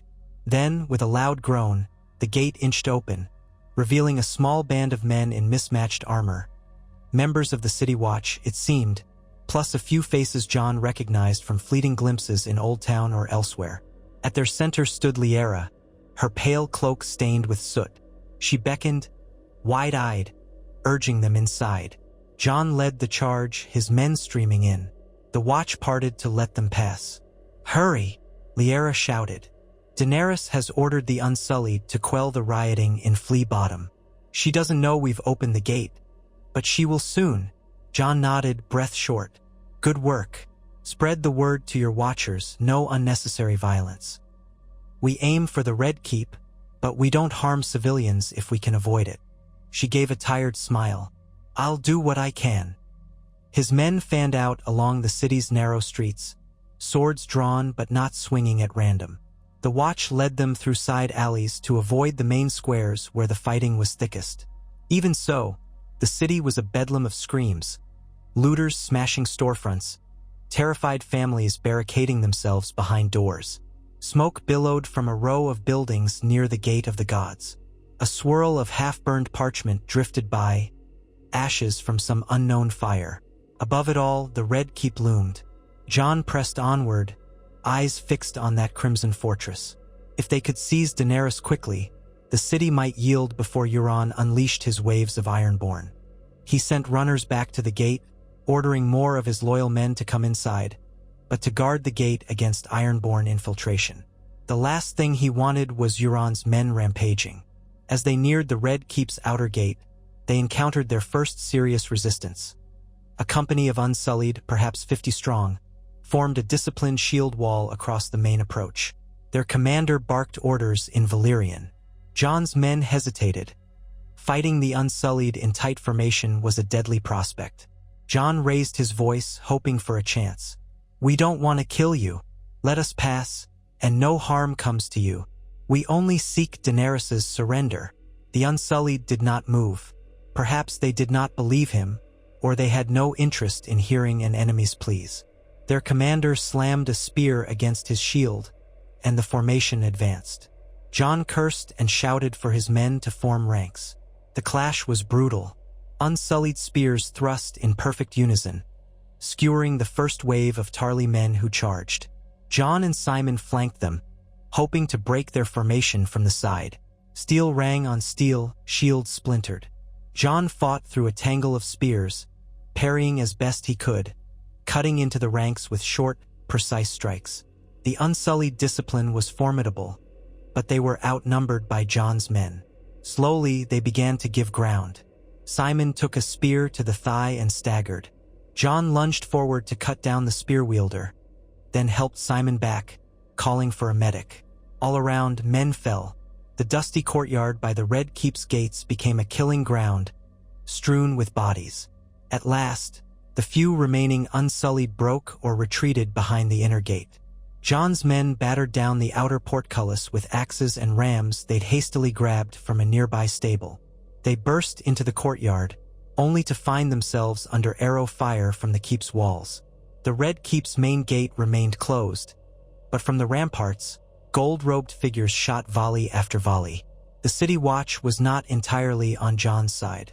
Some watchmen remained loyal to Daenerys, or perhaps just loyal to whichever officer commanded them last. Jon gathered a group of crossbowmen to return fire. Others sought ladders or grappling hooks to scale the walls. Chaos reigned in the yard. Simon, limping, barked orders. "Find a side entrance. We can't stand here and be picked off." Lyanna reappeared, panting, pointing to a postern door on the eastern side of the keep's outer structure. "That way. We might break in. There's a corridor that leads to the Great Hall." Jon signaled a squad to follow, pushing across the arrow-lashed courtyard. At the postern door, a handful of Unsullied stood guard, but the earlier fighting had reduced their numbers. Jon's men overwhelmed them quickly. Axes hammered the door. After a moment's struggle, it gave way with a splintering crack. They surged inside, plunging into the Red Keep's claustrophobic corridors. The light was dim, torches flickering. Servants fled, screaming. A few watchmen tried to mount a defense at a hallway intersection, but Lyanna shouted that they were with her, that the city was in revolt. Confusion reigned, and some watchmen simply dropped their weapons, uncertain whom to trust. At last, Jon and a core group of about 20 men reached the door to the Great Hall. The thick wooden double doors were barred from the inside, but Jon could hear commotion beyond shouts, clashing steel. They hacked at the door with axes. One Tarly soldier used a heavy maul to smash the bar from its brackets. The doors swung inward, revealing a half-lit hall. At the far end, Daenerys Targaryen stood with a handful of Unsullied and a small cluster of city watchmen who'd remained loyal. She wore simple battle leathers, no crown, a sword belted at her hip. Her face was drawn, eyes fierce. At the center of the hall, half a dozen bodies lay sprawled. Some city watch, some Tarly men, perhaps having fought each other in confusion. Jon strode forward, breath ragged. "Daenerys, stop this. Surrender." She stared at him with equal parts fury and sorrow. "So it's come to this, you storm the Red Keep.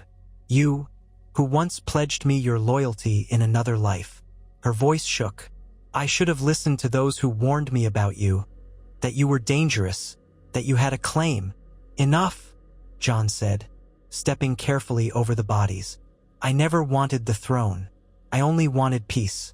Surrender now, and your men will be spared. We can end this." Her hand went to the hilt of her sword. "You will hand me over to Euron Greyjoy, Is that your peace? Where do you think I'll end up? He'll have me executed or worse. Jon's men fanned out, cautious of the remaining unsullied. The tension crackled. I'll protect you from him, Jon said quietly, though it sounded hollow even to his own ears. I'll see you exiled or placed in custody, but alive. Please, Daenerys, don't make this another slaughter. She laughed, a broken sound. We have come full circle, haven't we? You pleaded with me once to spare King's Landing, and I failed.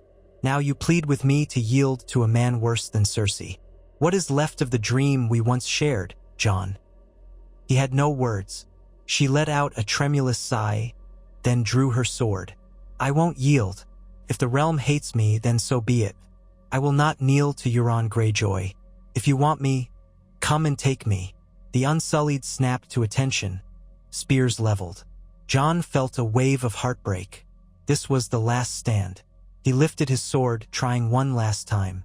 Don't do this. Daenerys's gaze flicked to the side. Someone had slipped in behind the ranks of the City Watch. Simon Tarly, limping, crossbow in hand. She recognized the crest on his jerkin, realized too late that he had a clear line of fire.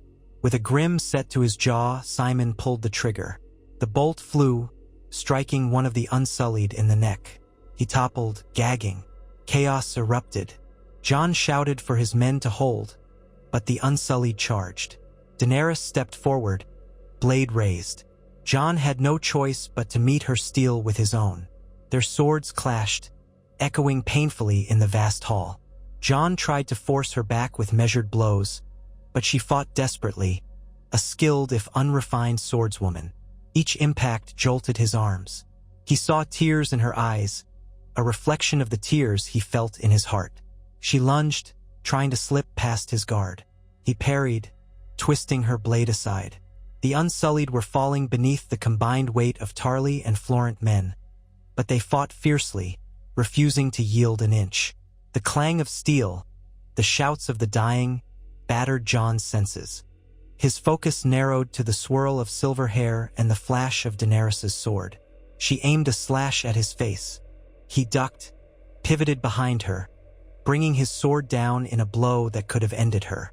But he hesitated just a fraction. Her blade came around, catching him across the forearm. Pain flared. He gritted his teeth and shoved forward, knocking her back against a shattered bench. "Daenerys," he gasped. But she didn't stop. She lunged again, and he had no choice but to defend himself. This time he met her thrust head-on. Their swords locked. He twisted, using his superior strength. Her sword clattered to the floor, and he seized her wrist. A crossbow bolt thudded into a nearby pillar, missing them both by inches. Jon didn't know who fired it. She glared at him, breath ragged, face smeared with blood. He wasn't sure if it was hers or another's. "I can't watch the realm fall to Euron," she said. "I can't." Jon's eyes stung. "I'm sorry," he whispered, and he drove his sword into her stomach. Time seemed to slow. Her eyes went wide, a soft sound of anguish escaping her lips. Jon's blade slid free, and she collapsed against him. He caught her, sinking to his knees, the clamoring chaos of the great hall fading into a dull roar.